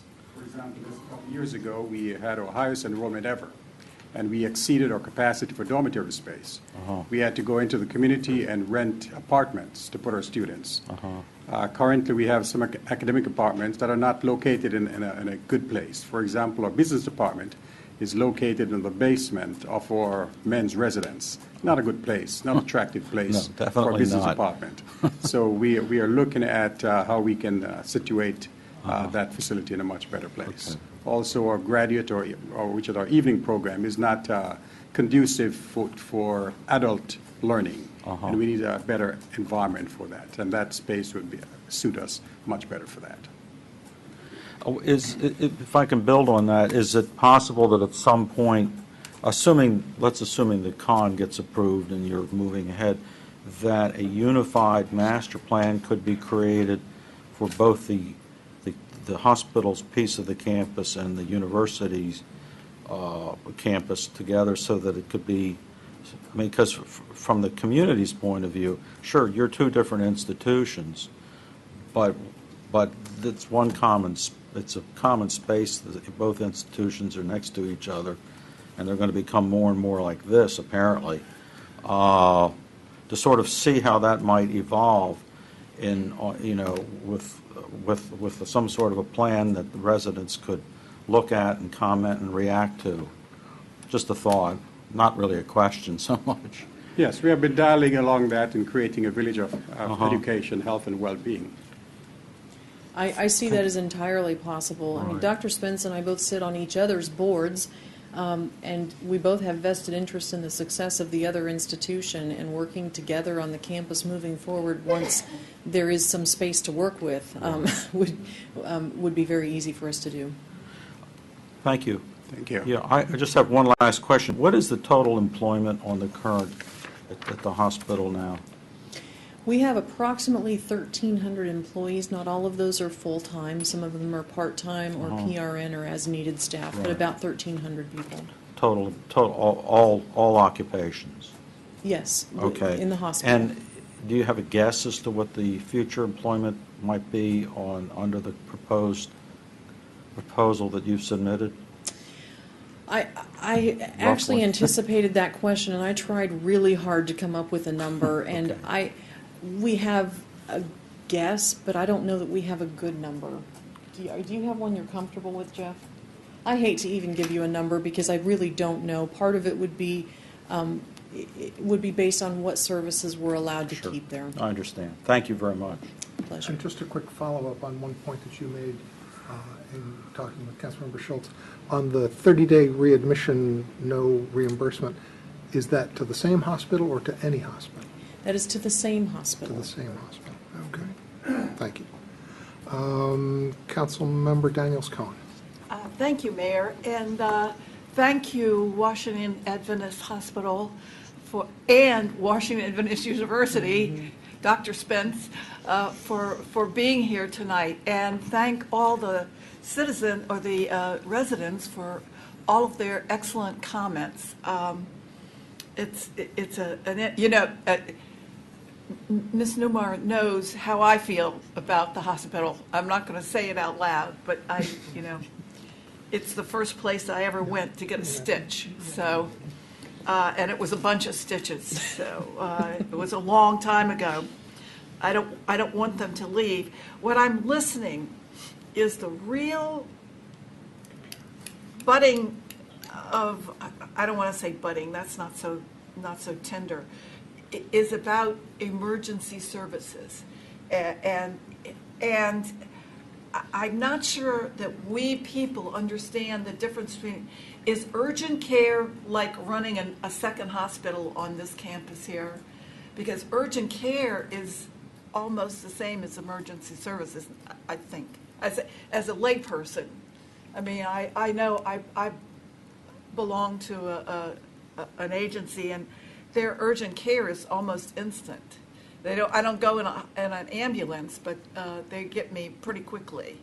And I have lots of little urgent care nummies every so often. So, and then this was the first time I listened the walk-in clinic. That means if I wanted to walk into the clinic, I could go in and maybe find a doctor in there, or not necessarily. They direct me.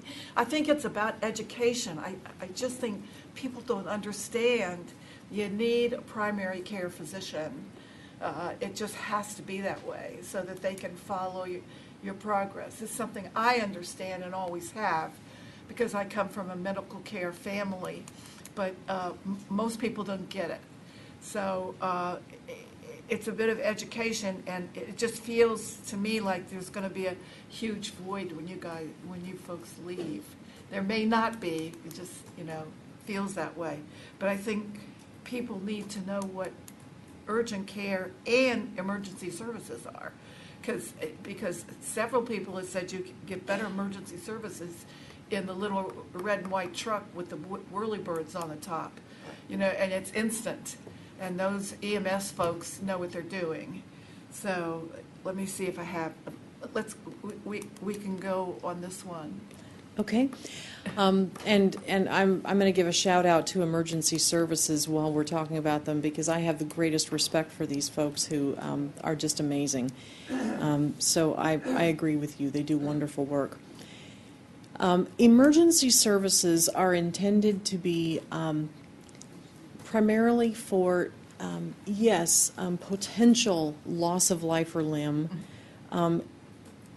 perhaps something that needs immediate medical intervention without which bad things are going to happen. Now, you're not going to find that in a dictionary definition. That's the definition according to Joyce Newmeyer.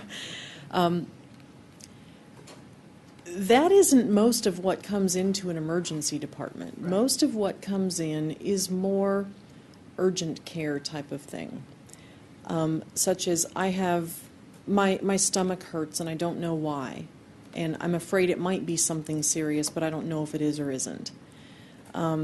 That's one example where you don't want to wait until a doctor's appointment 5 days away, but nor is it likely to be a life or limb kind of an issue. The reason that we're not using the designation urgent care is there are very specific requirements and definitions of urgent care. And, for example, in some states they call them doc in a box.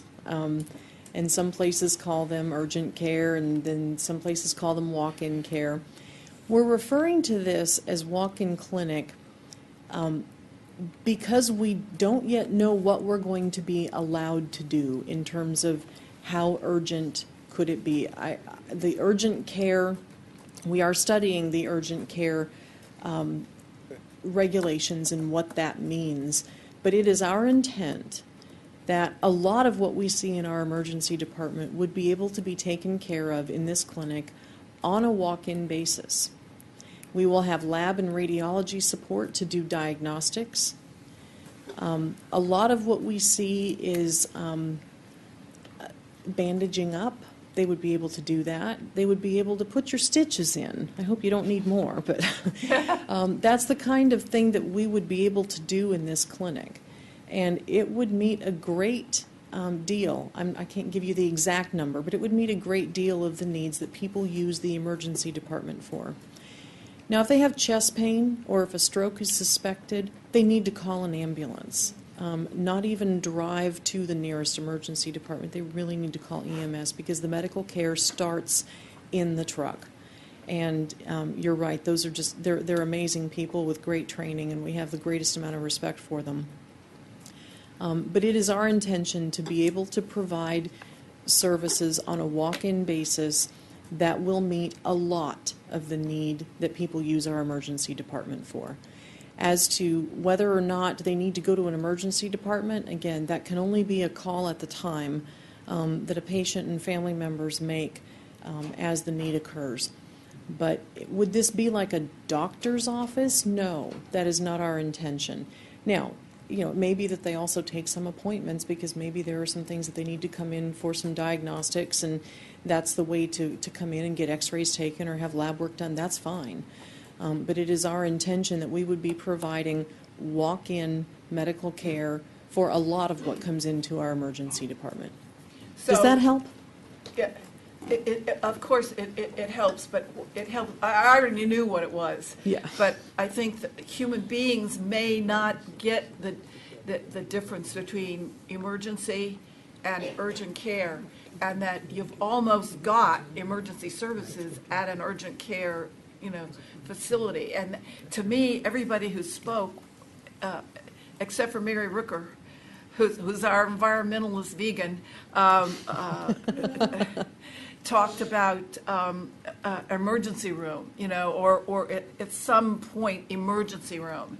And I think you all are talking about leaving us with some form of, I don't want to call it emergency because it's a nomenclature, it's a matter of words, but you're leaving us with something that will be pretty instant if it's serious. I mean, Robust walk-in emergency services. room is breathing and, I don't want to call it blood.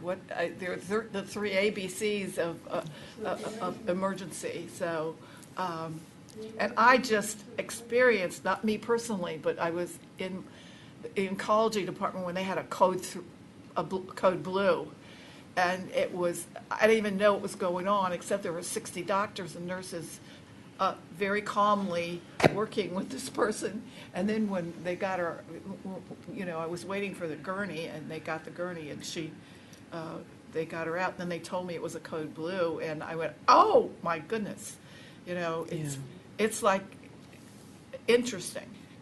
The good news is she was okay, but I spend a lot of time at the hospital, so I watch everybody doing whatever it is they do. So walk-in clinic sounds excellent. It also sounds educational, and using the words urgent care instead of emergency services is better, and putting that on the little guys and girls in the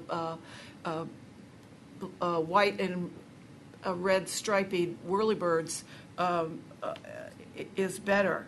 I am, Mary Rooker and the lovely young lady who made the Friends of this. Yeah, this is an important. I've been over on the back end of Washington Adventist Hospital, and I know they've got some real problems back there, some real stormwater problems, and that hill is, I haven't climbed up it with a broken hip, pulling myself up, trying to get to the top. It's very steep. So let's see, and then that really needs to take a look at Mary Rooker, cooking classes, diet and health. I know we're working on it over on this side at the Presbyterian Church with a commercial kitchen. It would be so great if we could partner up eventually, once everything gets set. I guess that's all I have to say. I just, I don't want you guys to leave. It just feels like, part of my heart is moving out. I know there's nothing else you can do really, and you're going to. I have every bit of trust that you'll take this facility or the space and do the very best thing that you can, the most, the biggest bang for your buck. Yeah. I have every bit of trust about that. And I will thrash you with my cane if I'm wrong. All right. Thank you. Councilmember Grimes. Thank you. Of course, my thanks also for coming out with your colleagues this evening and to everyone in attendance tonight who came to testify or just to listen to the discussion about Washington Adventist Hospital. So before jumping on the emergency services bandwagon myself, I'll ask you about a different thing. We had John Robinette, who's here, who asked about a midwife-led birth center. Do you have any comment on that topic? I would love nothing more than to do exactly that on this campus. I will tell you, I don't have that figured out yet, and I don't even know for sure how the licensing bodies would look at that, given that they don't want anything under our license happening on 2 campuses. And so whether it would have to be a different center under a separate license, it's totally freestanding.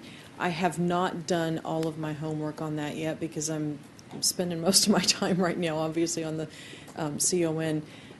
Actually, John Robinette and I have met about this, and I understand the passion that he shares for this service, and it is compelling. And it's also exciting and something I would love to do. I'm not there yet. I know that there are several other community members personally, aside from, who would be quite interested in collaborating with the hospital to explore this particular point. And, it's simply a matter of making that connection when you or a member of your staff has the capacity to take on that issue. It's one that's of great interest in the Tacoma Park community and the surrounding area as well. I appreciate that and would actually really appreciate the contacts, because I know John and I are going to need some help on this, right? Yeah, well, I know of a few. I guess I'll discuss it with Mr. Robinette and so on. So I will also pursue the line of discussion about the emergency care center, putting together a number of the things that you said, how the current ER is busy all the time, that a third of the visits are not properly emergency room visits, that you are doing various things, you didn't mention some of them, outside the campus of the hospital to keep people out of the emergency room, and not just keep them out, but offer them care that is more appropriate for their needs, closer to where they are, rather than having them come to the hospital. You also mentioned the high rate, 15% of community benefit at the current campus, that the hospital is losing $10 or $12 million a year. All of these things add up to the question, not to mistrust you, my colleague Kay Daniels-Cohen used the word trust. I certainly trust your competence and will in running the hospital in the best financial and healthcare manner possible. But is there anything that can be done to further steps that would offer care in appropriate ways that keep people out of the emergency room, that cut the loss of the hospital, that prolong the life essentially of the current facility? And how can governmental entities around you, not just the city, facilitate those efforts?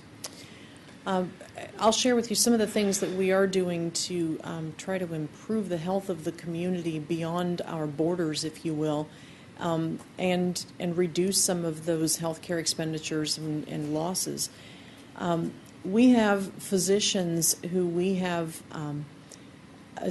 had them establish relationships with area nursing homes to be sure that they can go in and provide consultative services in those nursing homes, and try to be sure that patients there don't, the only word I can think of right now is deteriorate. It's a terrible word to use when you're talking about human life, but to where they need acute care hospital services.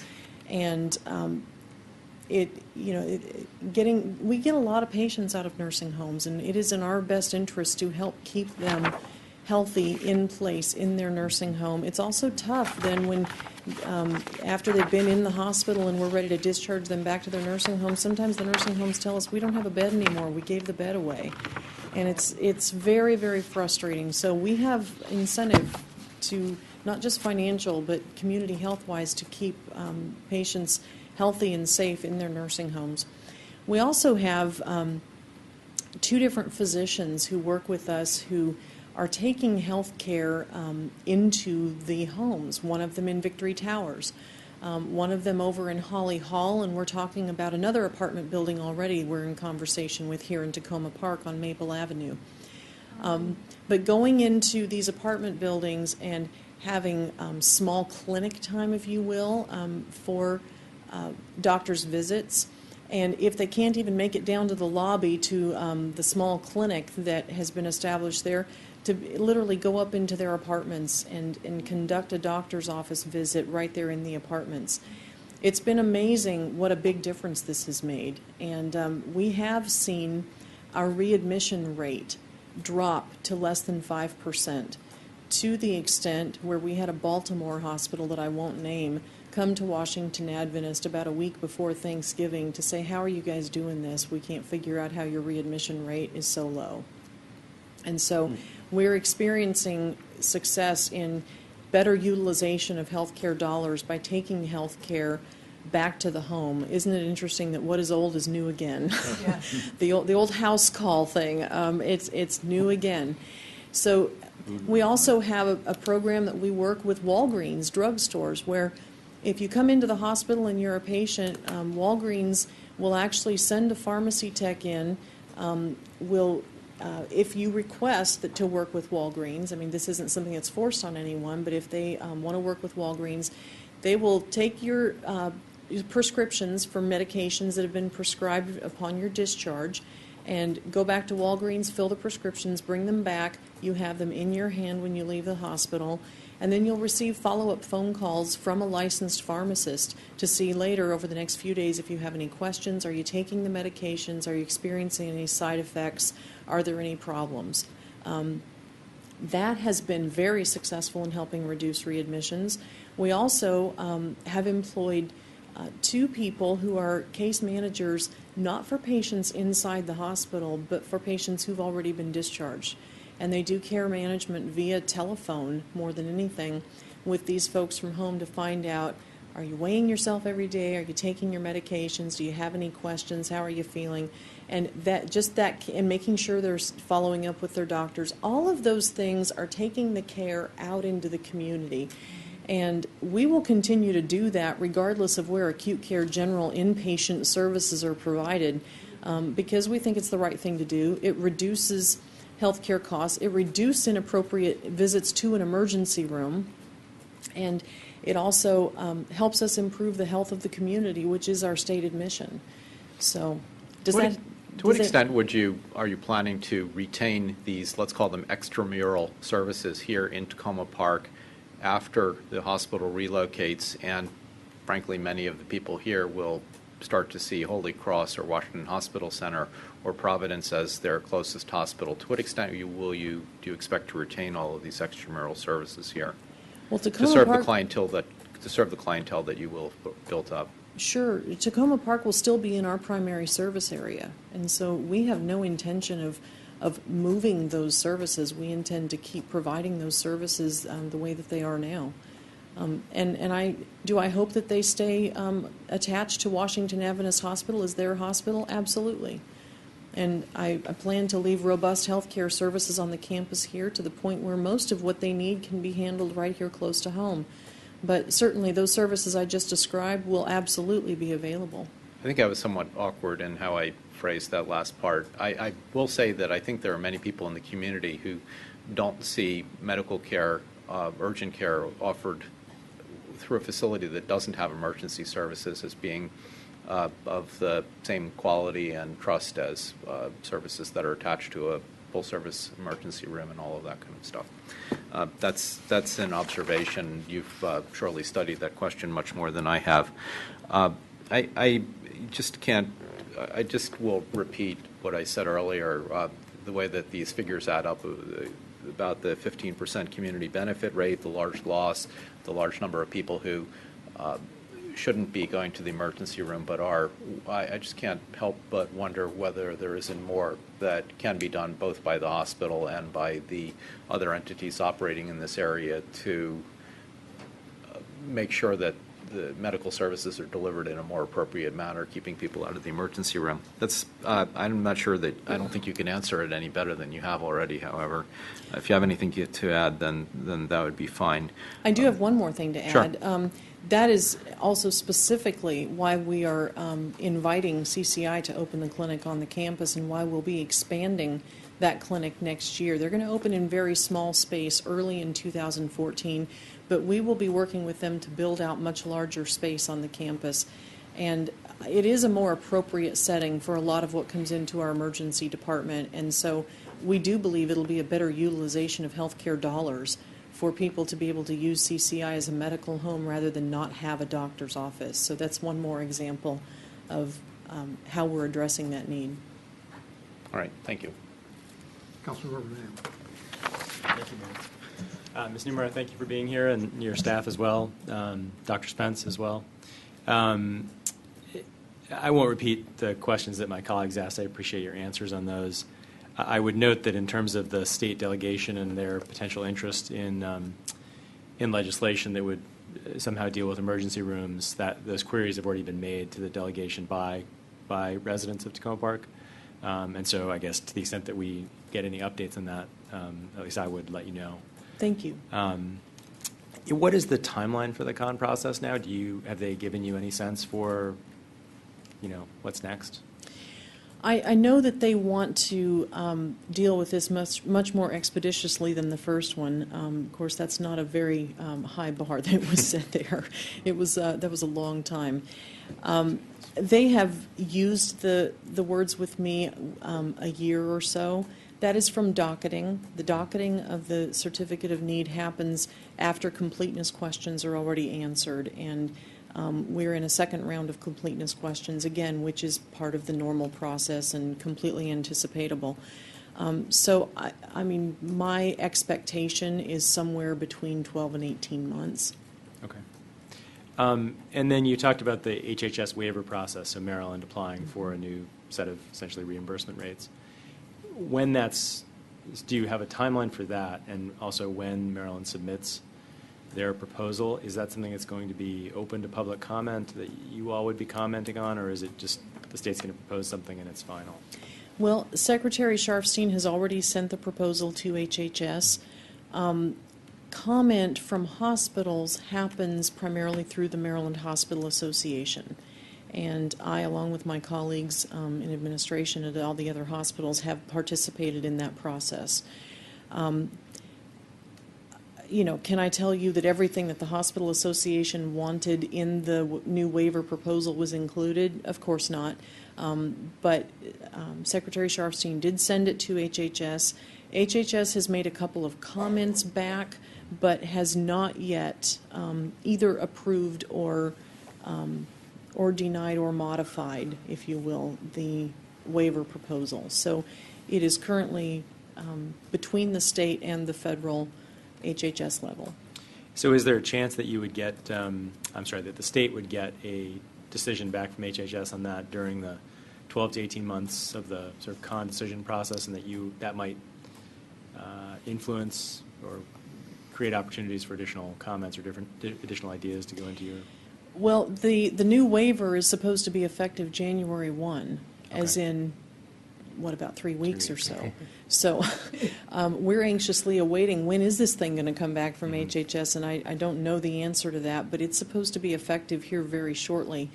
We have certainly acknowledged that, the deadline for filing our certificate of need was October 4, but we didn't at that point even know for sure what was going to be in the waiver proposal, let alone that would end up getting approved. And so we acknowledged right up front, as did, I believe, others who applied for CONs, that we were going to have to file an amendment later related to the financials because, when you're projecting revenue and you don't know what the revenue is going to be, you've got a problem. So we know that we're going to have to reassess the financials after the new waiver is approved. Okay. And then, and just on the subject of revenue, you mentioned $10 to $12 million in estimated or whatever losses for the year. I'm assuming that in your con proposal, you have put together a package that produces profitability of both campuses after 5 years based on current assumptions. Is that correct? That's true. And my last question is in relation to the midwife staffed birthing center that we talked about, and the commission, is not encouraging you to have, I guess, duplicative services on multiple campuses.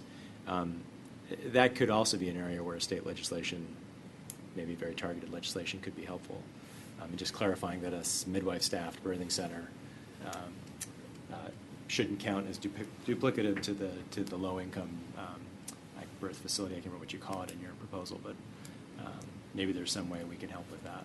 Sure. Well, the Women's Health Center that we know will be in Tacoma Park, Mm-hmm. even after the hospital relocation, is essentially a doctor's office for prenatal care. It's just Pre that, and post, or just pre?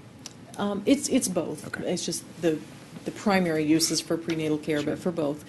And it's just that is used so much by our community here, I can't imagine relocating it. Mm-hmm. And so that's why we specifically mentioned we wanted to be sure and leave that service in Tacoma Park.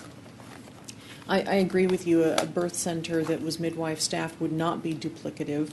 I don't yet know enough to, I'll be honest with you, I've never run one, I've never set one up, I've never been responsible for one. There's way more that I don't know than what I do. But as I've shared with Mr. Robinette in the past, it's something that I want to learn a lot more about. And if there's any feasible way to do it, would I want to do it? Of course.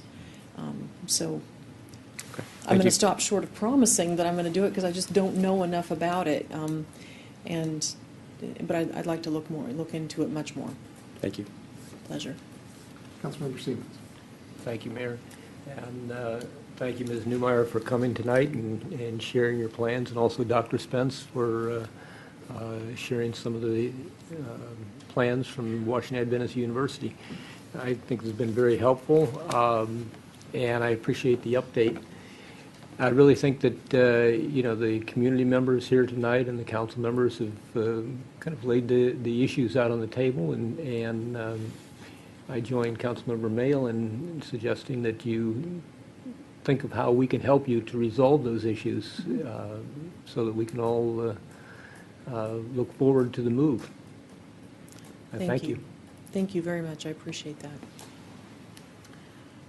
Let me double check with the city attorney who's been on the dais this evening and see if there's anything that you need to ask. You've been working closely with the city staff and with our consultant on the certificate of need process. You've heard everything that's gone on. Is there anything that we've missed that we need to bring up? I guess I would just also talk about the emergency department, where I certainly understand how constrained the hospital's reality is. The two issues I would highlight would be, number one, that I don't think we should see the urgent care as that similar to the emergency services, that the 2/3 of the emergency services that are really emergency, it sounds like to me, would continue to be unavailable in an urgent care facility, even in a walk-in clinic. So I want to make sure if I'm understanding that correctly. And then the second piece is, it's really a problem because the federal law, of course, requires the hospital to serve anybody who gets to the emergency room, whether or not they can pay. And that, of course, explains a lot as to the uncompensated care and the loss of funds for the hospital. On the other hand, the obvious concern that we as the city have is what happens then to the uninsured and the poor. Obviously, that's going to be a smaller group under the Affordable Care Act, but nonetheless, there still will be people who don't have the ability to pay.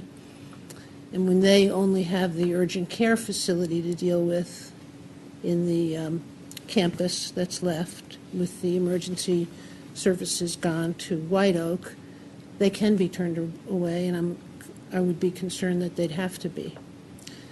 So I guess I just want to follow up with those two questions about the emergency services that so many people have asked you about. That's another reason why the move of the CCI clinic, the federally qualified health clinic, onto the campus is so important. FQHCs receive subsidized payment. They actually get more for seeing a Medicaid patient than a typical doctor's office. And that is to help subsidize. They also receive a payment for those who have no insurance whatsoever.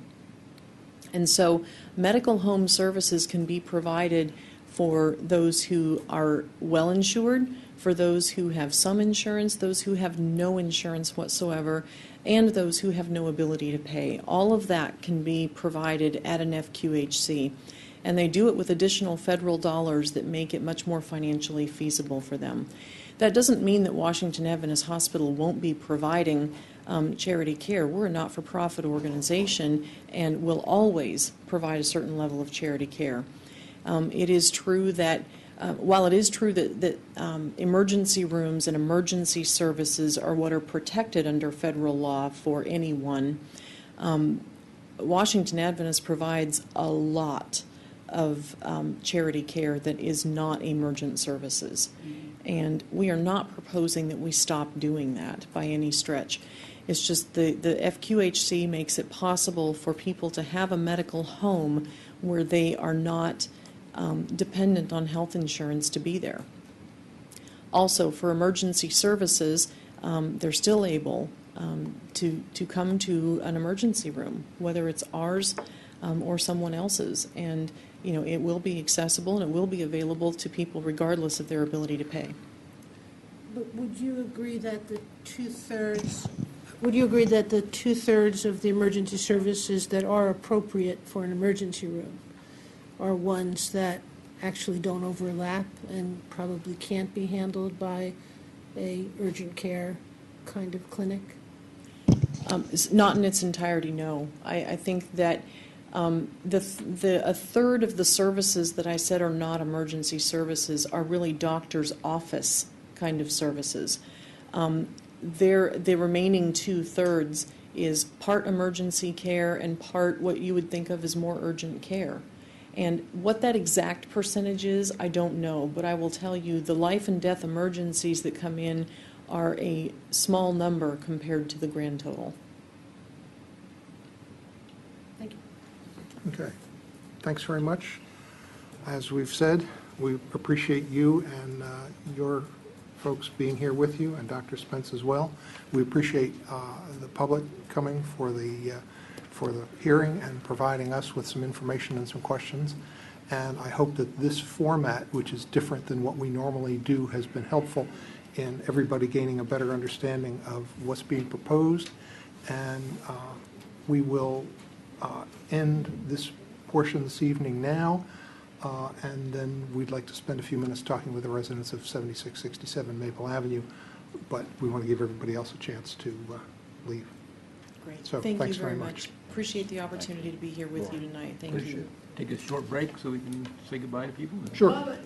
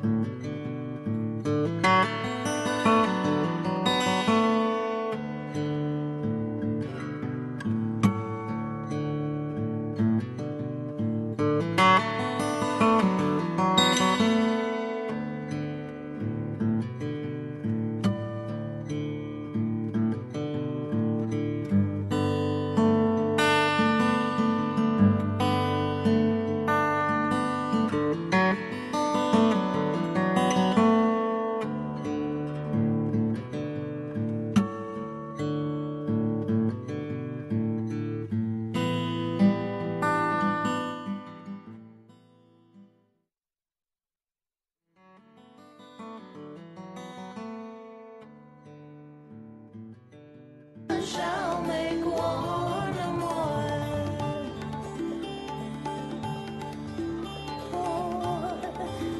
No more. Lo يسقي القاي خرب لو يمرقوا الملخمة لو يسقي القاي خرب لو يمرقوا الملخمة لو يسقي القاي خرب لو يمرقوا الملخمة لو يسقي القاي خرب لو يمرقوا الملخمة. We pray for peace.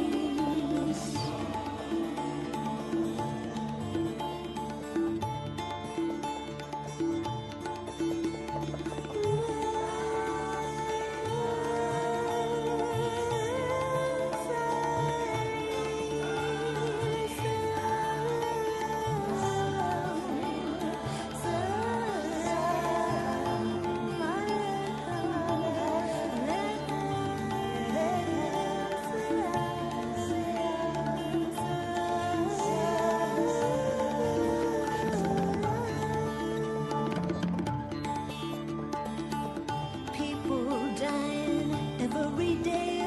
We get stripped of our hopes in so many ways. A brother kills a brother, nation kills a nation. Violence kills love and imagination. Violence kills love and imagination. Violence kills. And as the plowshares beat their swords, nation shall make war no more. Lo يسقي القلب لو يمدوا الملخمة. We pray for peace.